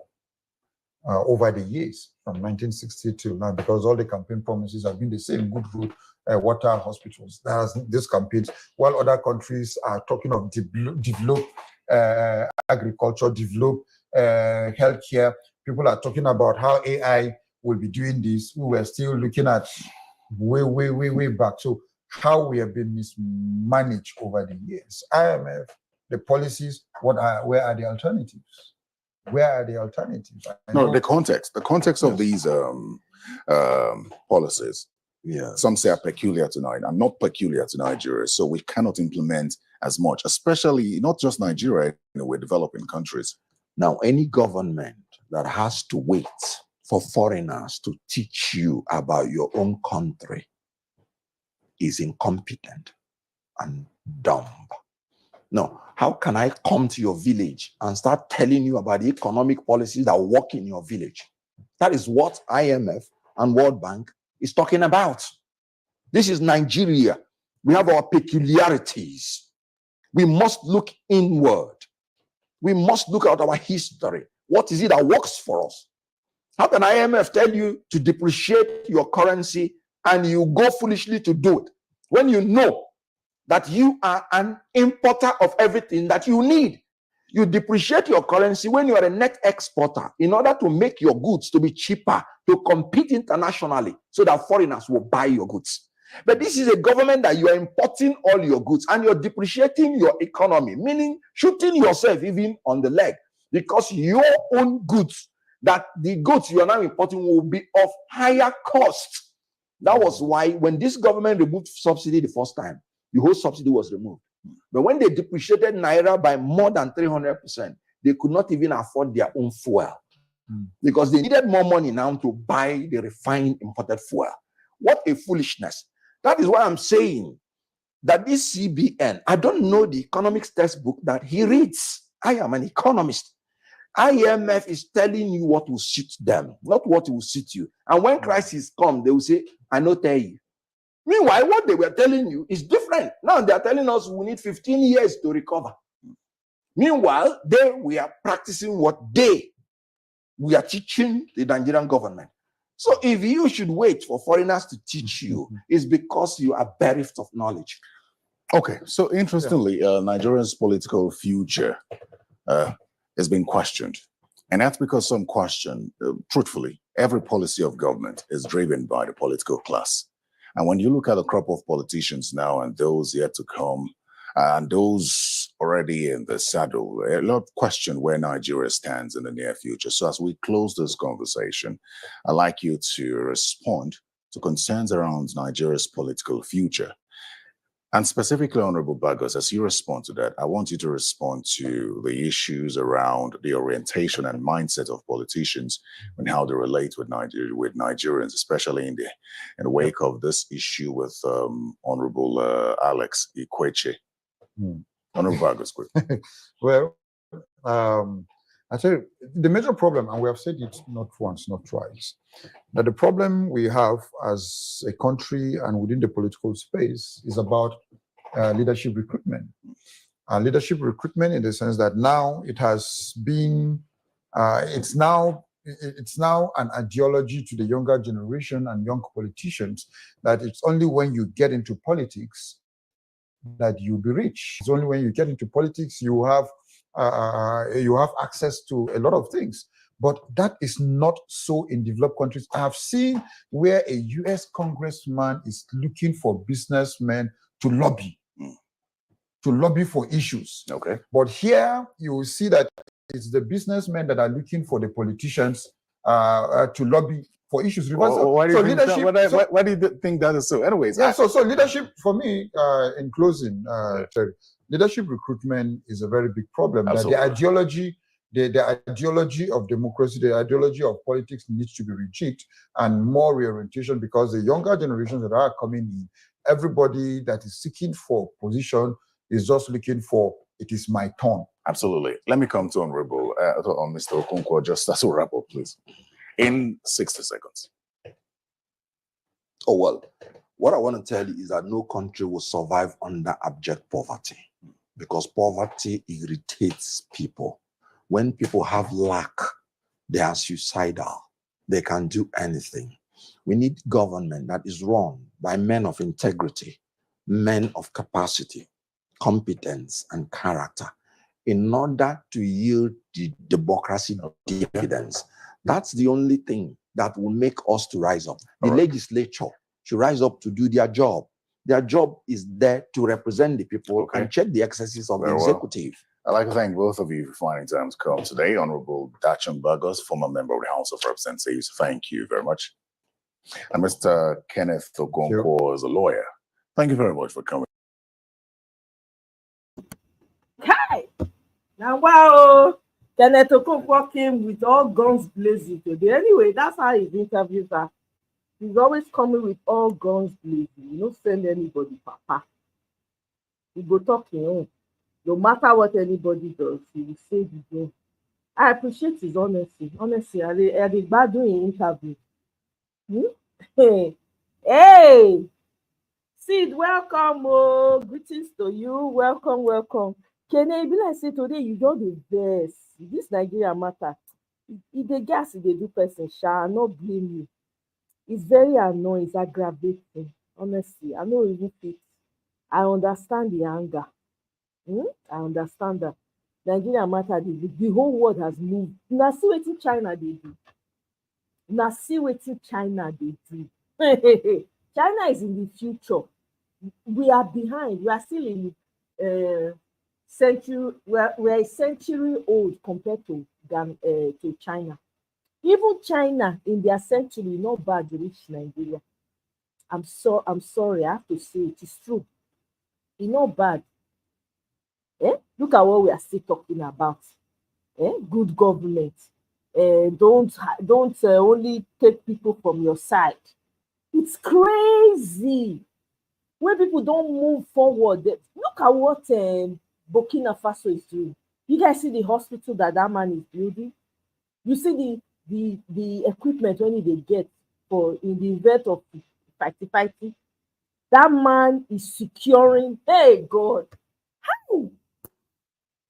Oh, and they watch and I saw tears just dey fall from my eye. I say, hell, Omo, in the next 2 years, we no go recognize Burkina Faso again. When I know say that they saw their military uniform now, they now make their own military uniform. I'm telling you.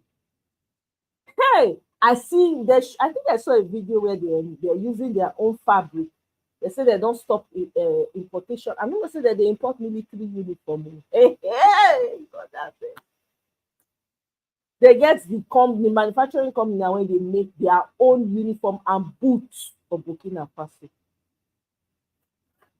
You see why every African should be protective of those three? They are making us, they are the only hope we have.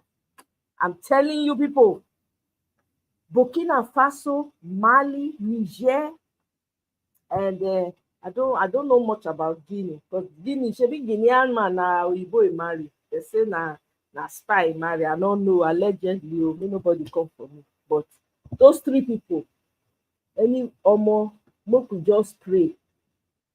See it hard now. Can I go on my senior boyfriend? Why? I like the way they talk. They talk true. They talk a lot of people mind. You feel not like about, hey, yeah, I appreciate the guy, honestly. Honestly, I don't feel. See, you hear say Bianca don't take the position. You see him, abi you not see him, because that day you follow the defense. You and Kene, and we can't even turn out to joke. Anybody when they work for APC, I've lost integrity. Is that I've lost respect to. I'm sorry. I no follow na dey camp Bianca anymore. Now here, now sit down look the monkey business. Now so I go dey look all of you. So hey, Kenya, they are gone. China is gone. Hey God. China is, forget China. Compared to the whole world, China is gone. They are not playing. Hey, God, I bet. See the sluggish people when they do all manner of things to remain in power. bring about change. This to say that even they remain in power so that they go fit effect change for good. No, but this one now the darkest power they go collect to oppress their people, to suppress their people. Nobody want make anybody picking big passing on. That is what they are still practicing in Nigeria. Then they prep Tinubu pikin to be governor. Wetin Tinubu pikin know? How has he impacted the lives of states, communities, apart from doling out money and having wild parties and doing all kinds of things and taking a Panadol on the side? What else? Yeah. I'm telling you, see, we should not even, me, I just dey talk my own. See, yeah, Akpabio was drooling over her. All of them, they drool over her now.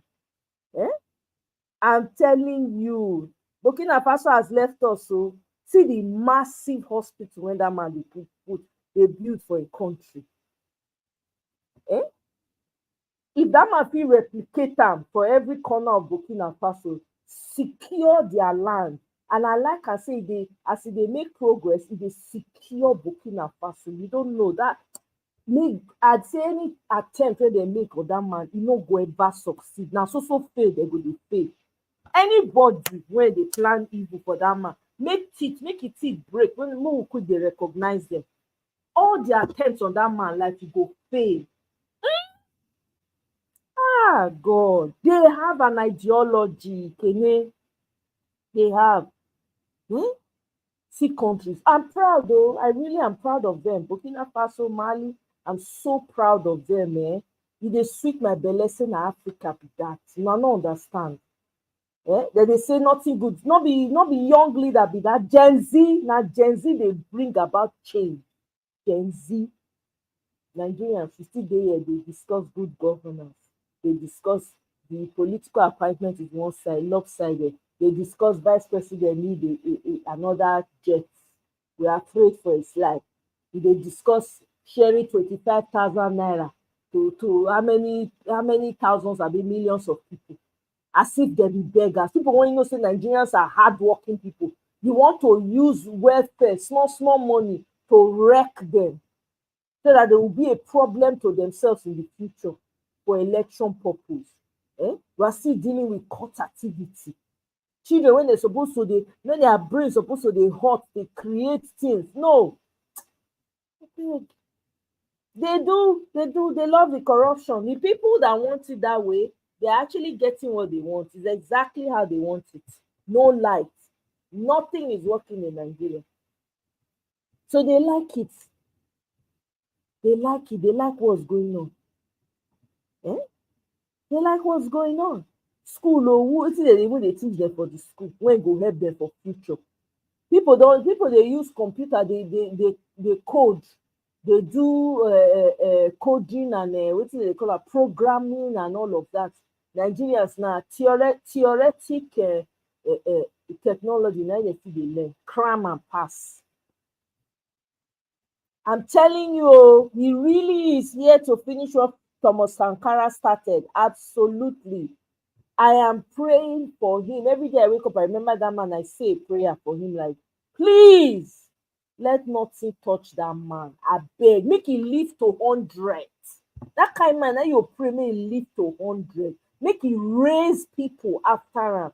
So that when you even say, okay, you don't tire, if you give him to another person, when you go do, the one way even pass you. They go put structures in place, put things in place such that nobody go fit just behave badly for them. You not fit go they align with the enemy. Once they say you they align with the enemy, they go pull you. I hear say they arrest VDM because he wear uniform. I can't wonder. So what did VDM do? VDM even elevate the image of police. They say they arrest them. I'm like, why? Nigeria. You know all kinds of things will be happening in that country. You guys hear about the young girl that went to poison her boyfriend's food and every other person pie alongside? Did you guys see that? Did you guys see that? It's crazy what's going on in Nigeria. It beats my mind. Wetin small pikin know. Eh? You carry, you go, you say you want, if you can't, if I can't, at that age, eh? I'm telling you, brutal, no nonsense. I'm telling you, see, your head get there. That will be surrounded with equally brutal, no nonsense people. You do anyhow, you see anyhow. That is what Nigeria needs. Because the nonsense is just too much. They are just doing whatever they like. You need a leader when you come, you go to knock people down one after the other. Eh? I'm telling you, if that happens, omo forget oh, I don't live una be that oh, team that wa share. I go for immediately align with that thing. Because I know say if they touch am everywhere, don we go follow enter street, and we go get the mind to enter because him go dey front. Na that kind one I need. Honestly, I don't know what really, I don't know. I'm not even want to think about 2027, to be honest with you. My mind no dey, because I no dey see anything.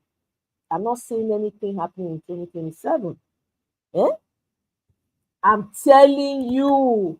See, oh my God. Anytime I hear, sometimes I go back and listen to Ahmed Dati's video, because that dey ginger my spirit. The guy dey ginger. Now my, you know how they say person na your spirit, wetin dey call am? I don forget how to dey talk am for English. The guy dey help me best my best, and he dey best am accurately. Eh? I'm telling you, we need somebody. That's why I keep saying that, even though I don't think there's an election that's going to happen in 2027, but even if there is, we need someone that is no nonsense, that will be ready to take everything down with it if anything like that happens.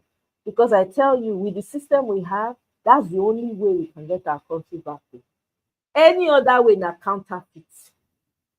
I've never been a country where traditional rulers are not held accountable, elders are not held accountable, chiefs are not held accountable. They're just doing as they please. Everybody's worshiping them. If you talk, they say, hey, you can't talk about a traditional ruler like that. You cannot say this about this traditional ruler. You cannot. How are they impacting the lives of their people? The so-called elders, what are they doing to improve the lives of their people? Eh? And they get federal allocation every goddamn time. What are they doing? Businesses pay them royalty. Yeah? Exactly. Yeah, but you know, Fubara has come out. Fubara say no oil.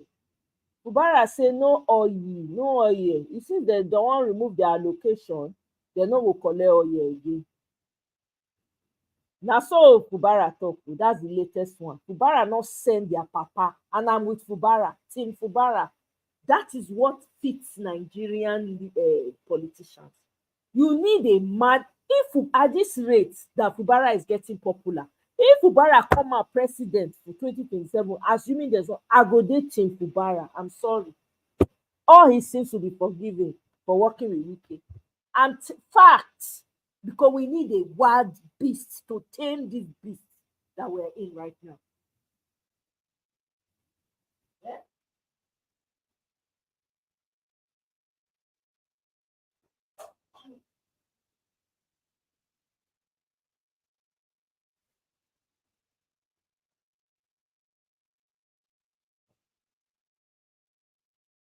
Fubara is the one. Look at what he's doing. That's how you do it. Without any fear. You let people know, say, hey, I didn't come here to play. I didn't come here to play. You ain't gonna mess with me like that. Nah, You know, it's crazy. Eh? Only you. You just want to be an emperor over people, taking advantage of people. Eh? Mm.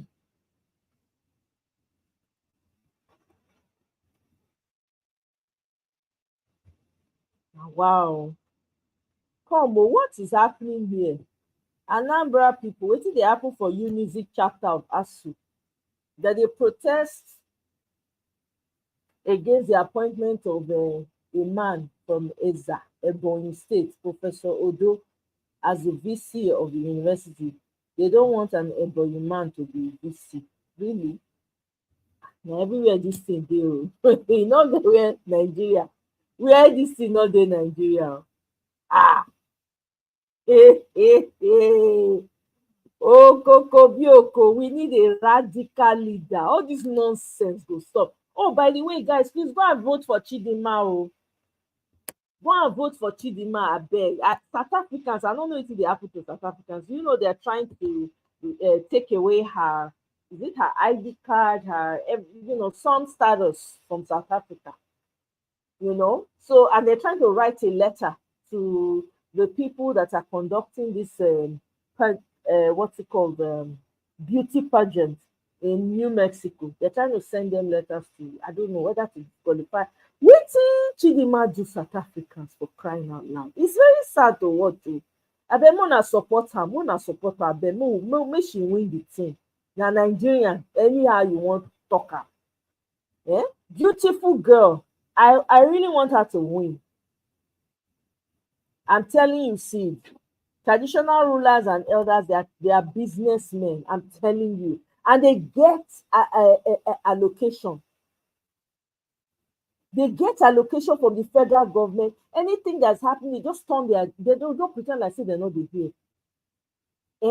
Young people are being unalived by cultists. So I'm not waiting to do. As a father of the people, are you not supposed to be making sure that the young ones are protected? I never see. Nigerians, we have a problem. We have a big generational, foundational problem. I'm telling you, where elders don't even consider the young. It come bell. There's nothing anybody can tell me. All the traditional leaders, chiefs, wherever they are known, the elders, they should shut all the way up. They do not deserve any respect. I'm sorry. They don't. What impact, what role are they playing in their communities? No hospital, no good road, no light, nothing. With the allocation that they are getting, what are they doing? How many people are they sustaining, sending to school? Hey, what for big bad thing? And people go, they spend hours in church praying. Meanwhile, your enemies are right in front of you. They're in your household. They are your elders. They are your traditional leaders. They are your chiefs that want you to remain hopeless because they want to continue to be rich. And then they will come and marry the young girls, the untouched ones, and make life miserable for you. I'm telling you, Tracy, no oil. Fubara say no oil. Okay, now no one give me federal allocation. More say as Nigeria, I want to get oil. I say, my man, let the petrol enter 5,000. Hey, oosh. I said, that's my man. May I make all those activists for River State, may they support them. All them Tompolo, all the other, may all of them gather. You see this Nigeria, one way, we must get it back.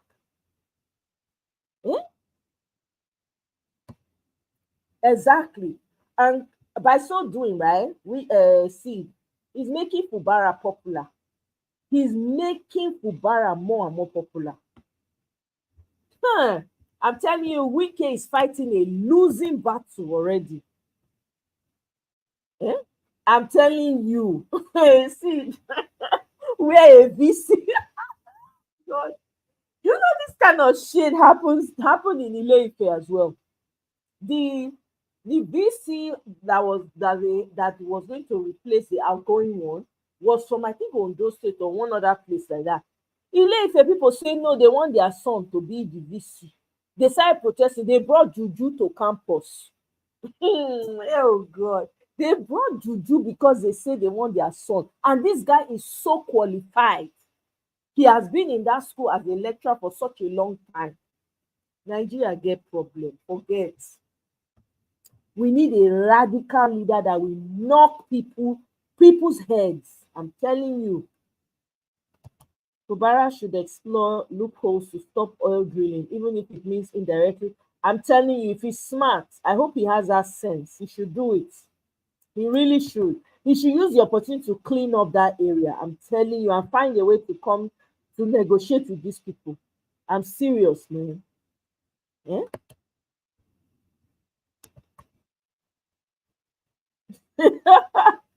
I don't know. It's so crazy. I saw it. I'm like, what did this Chidinma girl do? Such a beautiful girl. Very, very, girl is just living her life. What is their problem? She did not share contest for beauty contest in their country. What is now their problem? Ah, I never seen this kind of thing before. I bet more than support Chidinma. Eh? They don't forget. They don't forget, oh. They don't forget. Hmm.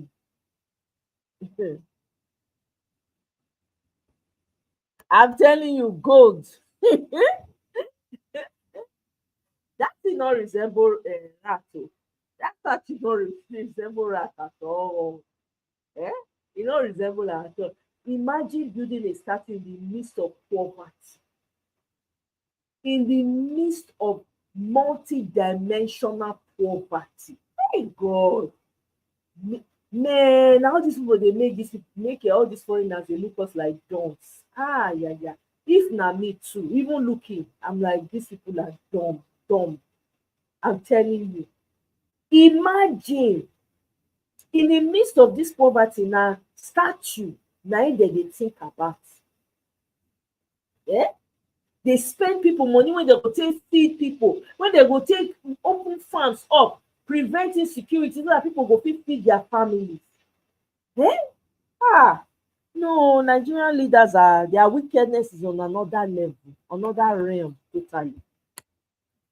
I don't know wetin this VDM do. Whether na because e wear police uniform, I don't understand. Yeah, I don't understand. Hmm. Hey, mm,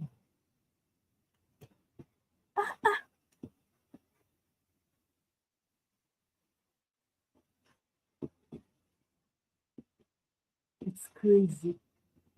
Hmm?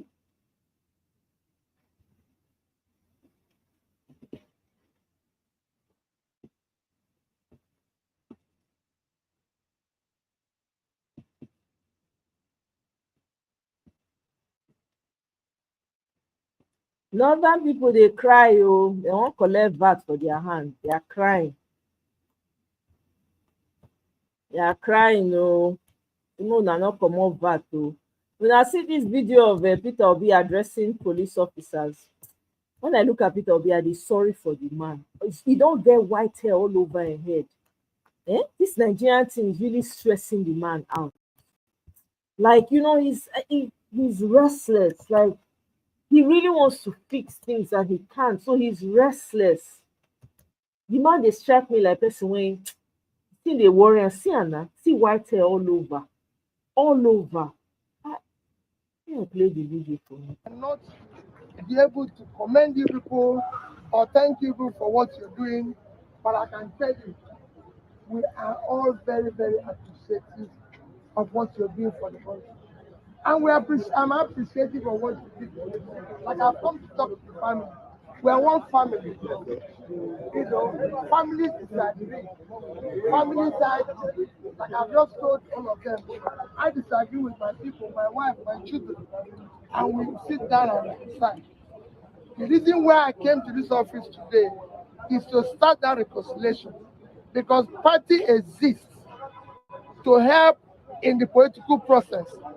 Our quarreling does not affect the price of garri or affect the price of beans, anything which the people want us to fight for. So we should not put our energy in disagreeing with each other. People are losing, millions of Nigerians don't know where the next meal will come from. Mothers are in hospital without knowing how to pay their bill. That's what concerns us, not this about. And not bringing you people out from your office to come where there's party. No, there's a better thing, because you're doing a great work for the country. It shouldn't be. We will take it up. That's why I came out today. So I thank you people. And I will also, you are the member. Are you? Yes, I'll see you. Eh? So please, sorry, I'm sure we'll make sure that we don't bring you out this year. We want to bring you out in something that is better, where we are talking about your welfare, the future of your children, the future of everybody. I always tell people it is important where we do schools, where your children, my children are in the same school, my mother's driver and me, the children of my mother's driver and me went to the same school. They were actually bright. And that's what we want to do. We want a better Nigeria, where people will be happy to live and live their life, especially the poor, feel their children can become anything and not be able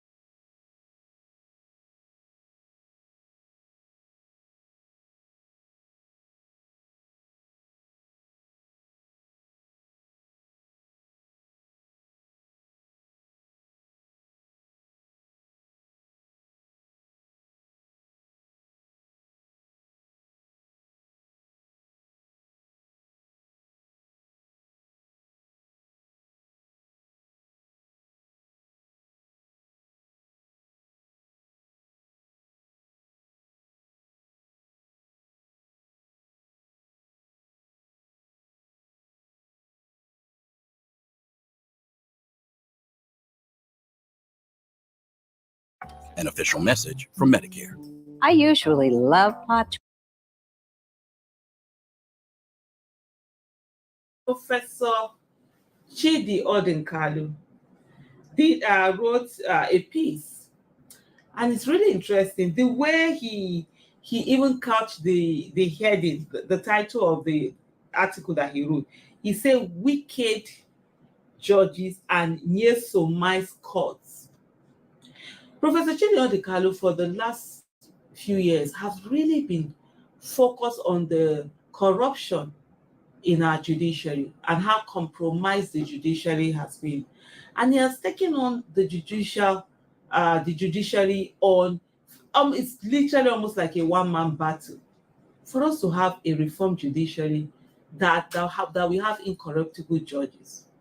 Recently, you saw the statement he made on the fact that the Chief Justice of Nigeria and the President of the Appeal Court were at a place, a groundbreaking ceremony for some houses that were going to be built for them, that the land was revoked, not in line with what has been stipulated. And I did mention that Julius Berger, from whom this land was revoked, if they decide to go to court, how are they sure they're going to get justice? But anyway, and Wike repeated how he got the land in front of them, so that they are not even going to say that they don't know anything about it. But it's quite interesting. I'm going to go in here to read it. Starting this particular article, he said, "A judge shall avoid developing excessively close relationship with frequent litigants, such as government ministers or their officials, municipal officials, police prosecutors in any court where the judge often sits, if such relationship could reasonably create an appearance of partiality." And this is from their Rule 2.8, Revised Code of Conduct for Judicial Officials in Nigeria, 2016. But today what we have is that our judges are always fraternizing with these politicians, to the extent that politicians we boldly and publicly state that they have controls over them. But going through the article, let me start. It says Silvanus Nsofo was a little-known justice of the Court of Appeal when he breathed oxygen into Muhammadu Buhari's political aspirations with his dissent in the presidential election petition in 2007. 8 years earlier, he had launched a unique career in Nigeria's political litigation history. The case arose from the election into the office of chairman of the Obio Akpo local government area in Rivers State in Nigeria's Niger Delta on 12 December 1998. 12 December, that's actually my birthday. 12 December, how old was I then? 1998, I was born in 1973, so let me do the math. Cyprian Tassi Wiki was the candidate of the All People's Party, APP. Cyprian Chukwu flew the flag of the Alliance for Democracy.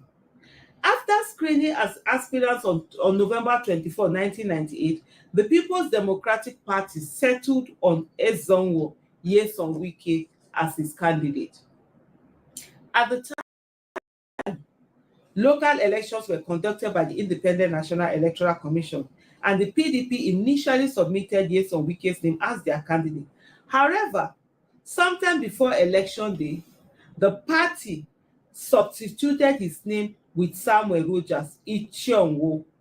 When it announced the results, INEC declared the candidate of the PPP as the winner with 40,370 votes, beating the candidate of AD into second place with 11,441 votes. Would you let a child smoke a cigarette? No. Then why are we letting children use smartphones? Back in the 1920s, doctors said smoking was healthy. In fact, some doctors recommended cigarettes to their patients. That sounds crazy today, right? Well, we're in a similar place with smart. Nyesom Wike sued, claiming that INEC had announced Ichionwo as winner when he was not lawfully sponsored by any party in the contest. The Election Petition Tribunal struck out the petition, holding that it lacked jurisdiction to resolve the issue as to who was sponsored by PDP. Nyesom Wike appealed. In his judgment, on behalf of a 3-person panel of the Court of Appeal on 6 March 1999, since this dates are giving me this thing, 6 March 1999, that will be 24 days before I gave birth to my first son. 6 March 1999, Sylvanus Nsofo nullified the result announced by the INEC and ordered a rerun of the election with Nyesom Wike as the candidate of the PDP. Wike duly won the rerun to emerge as the chairman of the Obio Akpo local government area. Since then, Nyesom Wike's political trajectory has been attended by what appears to be an unusual coincidence of mutually beneficial intercourse with the judiciary. In 2008, he became chief of staff to the governor of Rivers State, whose emergence rested on a somewhat improbable piece of judicial machination. After a stint as Minister of State for Education, Wike emerged in 2015 as the candidate of the PDP for the governorship of Rivers State. Following the election on 11 to 12 April 2015, the INEC declared him as the winner, ahead of Dakuku Peterside of the All Progressive Congress, APC. Peterside petitioned, challenging the result declared by INEC. The tribunal granted his petition and initially set aside the result. The Court of Appeal agreed with the trial tribunal. On 12 February 2016, the Supreme Court set aside the judgment of the Court of Appeal on a special technicality and restored Nyesom Wike as duly elected. The author of the Supreme Court judgment was, guess who? Kudirat Kekere Ekum, your current Chief Justice of Nigeria. In the past week, she and Nyesom Wike resumed mutual acquaintance. In the intervening 9 years, Kekere Ekun has risen to become Chief Justice of Nigeria, while Wike emerged in August 2023 as Minister of the Federal Capital Territory. The venue was the flag off of the construction by the minister of 40 units of judicial housing in Abuja. This was the latest chapter in Wike's durable track record as Nigeria's most prolific judicial benefactor. As governor of Rivers State, he gave 41 Range Rover Sports Utility SUVs to judges in the state. Customary court judges were not left out. He gave them 29 Renault SUVs while complaining about the unfortunate unwillingness of the judiciary in Nigeria to seek true independence to discharge their functions. The irony was lost on him. In 2020, Wike donated 24 luxury duplexes to judges in Rivers State and reportedly handed out $300,000 in cash to judges who prefer to build their own houses. It was presumably tax-free. Then, the Chief Justice of Nigeria, Tanko Mohammed, slavishly applauded his generosity, saying the gift spoke of the love the Rivers State governor has for the judiciary. Rub my back, I rub your back, matter. You could literally watch more than 100 channels without any TV subscription. I haven't paid a single dollar for TV. The love was fully requited, given back. The previous year, in January 2019, the judiciary had made Wike's re-election an electoral non-event when it disqualified the opposition APC from fielding any candidate against him. neutral observers did not need to wonder whether all the investment in the judiciary was without mutual benefit. Before leaving office as governor in 2023, Wike launched yet another construction of quarters for judges in Rivers State, this time on a site where his administration recently demolished flats initially belonging to Bayelsa State. The gubernatorial generosity to the judiciary went beyond the state level. Former presidential candidate Omoyele Sowore reported that as governor, Nyesom Wike awarded a contract to former president of the Court of Appeal, Zainab Kachua, while she was still president of the Court of Appeal, to build the Court of Appeal in Port Harcourt, the capital of Rivers State. In return, he said, anything Wike wanted was granted before he asked. Neither Wike nor Bukachua has thought it fit to issue a denial. We are waiting for a denial. Now, as Minister of the Federal Capital Territory, Wike's political generosity has become fully federalized under the judicial benediction of yet another CJN. At the launch of the 40 new units of judicial housing in Abuja this past week, the minister had both the CJN and the PCA, that's the Chief Justice of Nigeria and the President of Court of Appeal, in attendance, presumably keen to impress such high judicial presence. Wike serenaded them with testimony as to how he summarily revoked the land previously allocated to construction conglomerate Julius Berger to make it available for building suitable judicial digs. The high judicial figures present looked nothing, if not impressed, but the minister was only getting started. He said that it was important to build houses for judges so they will not be susceptible to temptations from unscrupulous politicians. Wike, tell us something.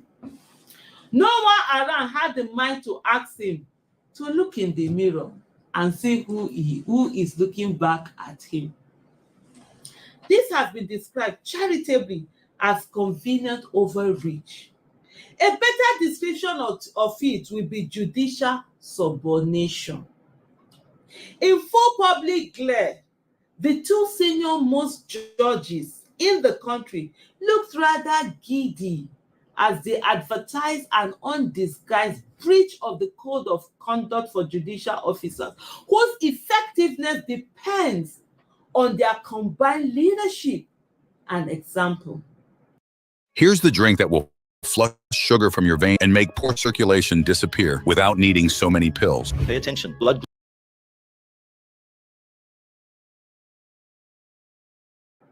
No political litigant in the country is more prolific than the current minister of the FCT. He has an almost extraterrestrial ability to normalize outcomes that defy all canons of lawful judicial enterprise. If anyone fits the description of the prohibition in Rule 2.8 of the Judicial Conduct, it is Minister Wike. Yet, for him, the Chief Justice of Nigeria is happy to retrench that same code of conduct. It was not supposed to be like this, according says Professor Chidi Odekanu.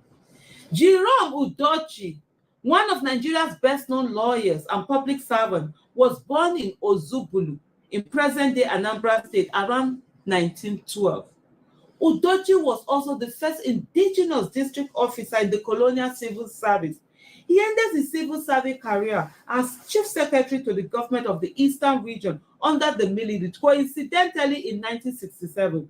The same year, Wike was officially born. You don't know whether he was unofficially born in other years, but this is the official year he was born. When he got the opportunity to undertake a retrospective on his public tour of duty in 1995, 15 years before he died in 2010, Ujoju chose to issue his memoir titled Under Three Masters. The three masters whom he served, of course, were colonial administrators, post-colonial civilian politicians, and their military usurpers. Each set of master was not without exertions in seeking judicial subservience. Until now, they had usually encountered judicial resistance. Under the current dispensation, however, it is almost as if the government has a minister responsible for judicial subordination. To many, the leading judges have become wicked, and the country has a CJM who appears happy to have the judicial branch fully pneumized. To have a judicial branch fully neosomized. Nigeria, there was a country, the judiciary that should be so upright is what has become the tool of correct politicians. Please pick up this and read it. Just read it and digest the words of Professor Chidi Odinkalu and the import it has on our country. Thank you so much for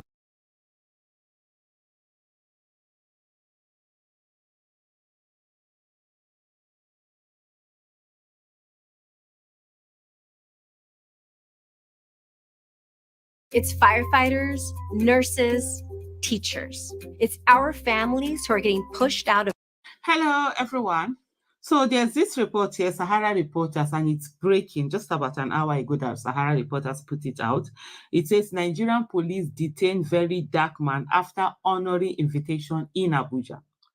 Although Very Dark Man's offense was not known at the time of filing this report, his lawyer, Deji Adeyanju, said he was detained after he honored a police invitation. The Nigerian police force on Thursday evening detained social media Martins Ose, popularly known as Very Dark Man. Although Very Dark Man's lawyer, Deji Adeyanju, said he was detained after honoring a police invitation. Why do Sahara Reporters always repeat word for word the same thing immediately after? Hamidi disclosed that his client had honored a similar invitation on Wednesday. By the way, on Saturday, 5 p.m. Nigerian time, Live with Aisha is going to happen, and Adeyanju is going to be our guest. So it might be an opportunity for you to ask him on this. His post read, our client, VDM, that's Very Dark Man, has been detained after honoring a police invitation just like yesterday. VDM has been consistent in stating that the Nigerian police are our friends, even when we all know they are not. Sahara Reporters had reported that Very Dark Man tendered a public apology to the Nigerian police force for using police uniform in a viral video where he described himself as CSP of an online division. Very Dark Man made the apology in a post and video he posted on his X account after he was grilled by the Nigerian police on Wednesday for alleged impersonation. The social media influencer professed unawareness of the protocol, stating he didn't know police permission was required to wear police uniform or other similar ones.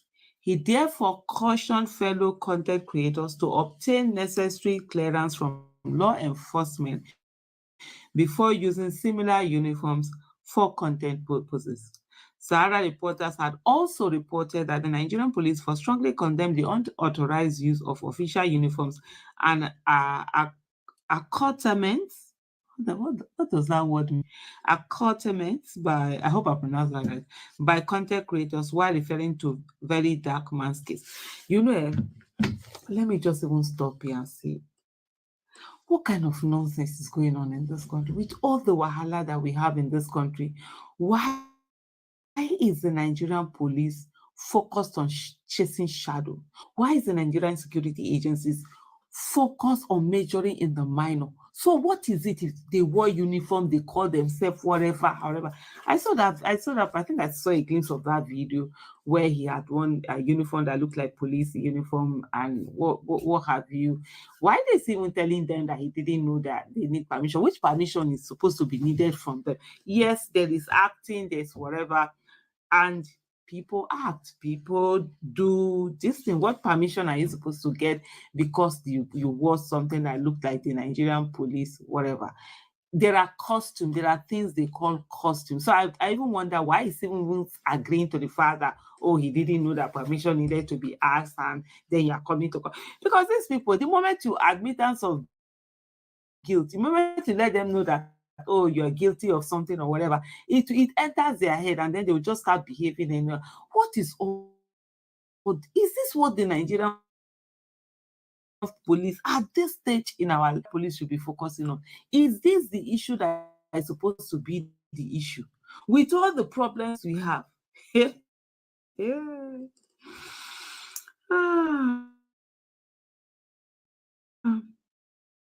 Why is said that in an investigation into very dark man's video has been launched to determine the source of the police. The force dissociated itself from the unauthorized portrayal. Also in 2022, the police expressed concerns over individuals, movie makers and skate makers using police uniforms and accoutrements without approval. Every day we lay. It says it is paraphernalia, an additional item of dress or equipment. Additional items of dress or equipment or other items carried or worn by a person or used for this big English, that they are speaking. But it's just to say, is this what the police is focused on right now? Police no get work for Nigeria again. Now to the arrest person wey even make they lift up their career so that people go look and say, Nigerian police na be this.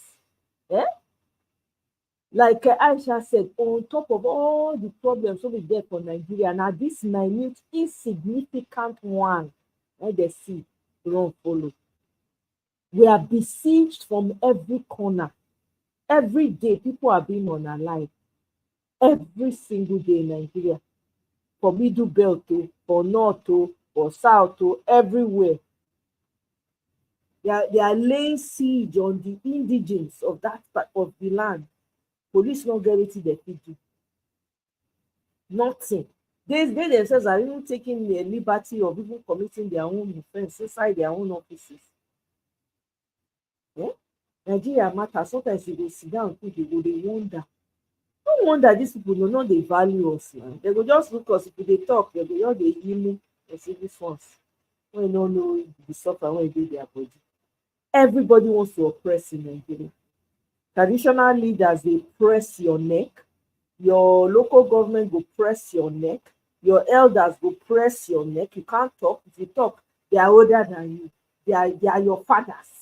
Fathers is son. Fathers that are watching their children being unalived on a daily. Are those ones fathers? Fathers that cannot take care of their children and provide for them, are they fathers? Fathers that do not care about the sufferings of their people, are they fathers? I've never seen such a thing like this that's happening in Nigeria. Every corner you look, everybody wants to press another person down. Even your neighbor wants to do pass you. I better pass my neighbor. You don't get generator. Which kind of generator? Me, I will go buy the one where pass you. You don't the drive car. Which kind of car? I won't go buy the one where pass you. You don't build house. Myself, I won't go build house where pass you. Madness. How long are we going to continue like this? How long? How long are we going to continue like this as a people? And we think we're going to get somewhere with this attitude that we have. If Nigerians see, it's one of two things. So nobody want wake up do anything. That 2027 when people dey wake up, now mad person need to come out as candidates when ready to take on the bastards for Nigeria. When head not correct, now Nigerians live right now. Other than that, nothing will work for Nigeria. Not because they've already set the ball rolling.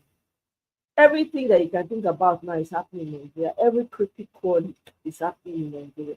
Everything. Yeah? The owner of GMO don't kukuma get office for Nigeria. Okay? Very soon now they will take over the soil. By the time they plant those seeds inside your soil, they will destroy the soil. For years to come, you don't go pick plant for that soil until that land heal itself completely. Eh? They want to take away the fertile land away from you. Everybody fold hand, they look. They look. Everybody they wait for who go first go. Hey God.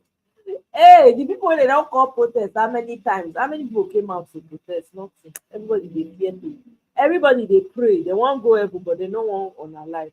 And now they pray pass on Nigeria. Nigerians now they pray pass the owners of the Christianity itself. They are more Catholic than the Pope. Now only Nigerians.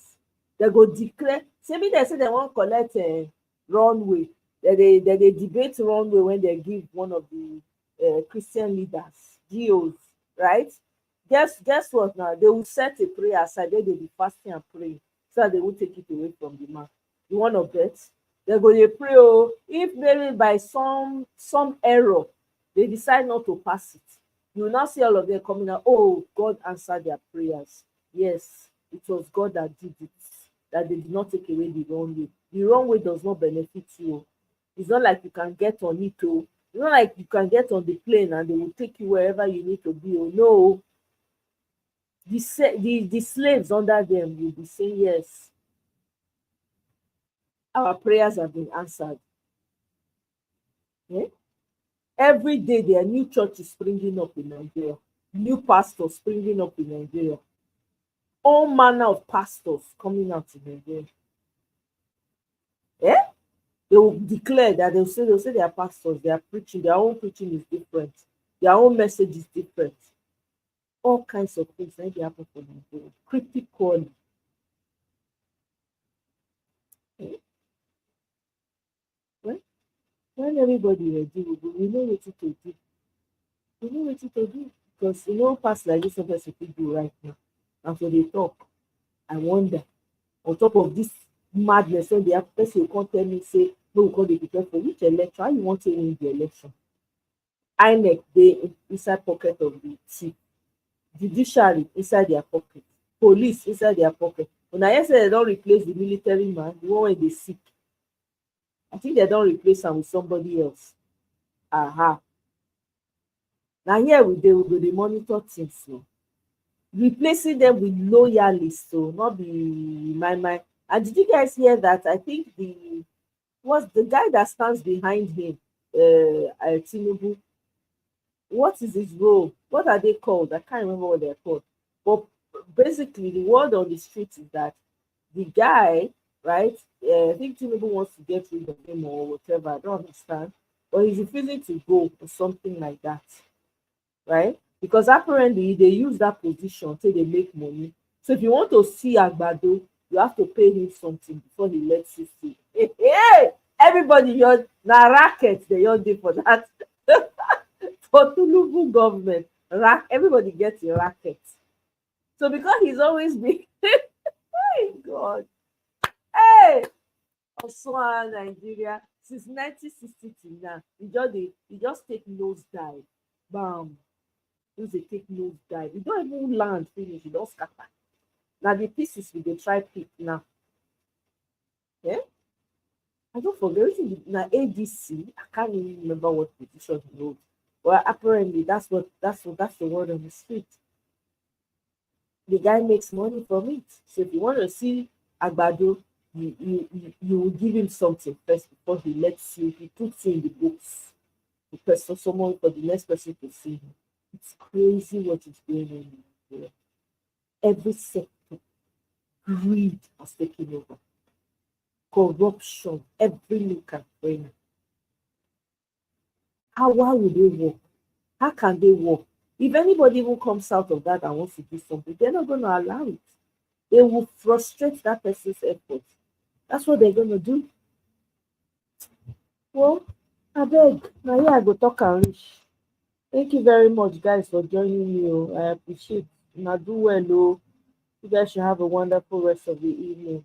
Tracy, I should say Tracy. Tracy, go and sleep. Oh, thank you so much for joining. See, Amaka, Kenny, now do well. Thank you so much, guys. Have a wonderful evening. Talk to you in my next one. Bye.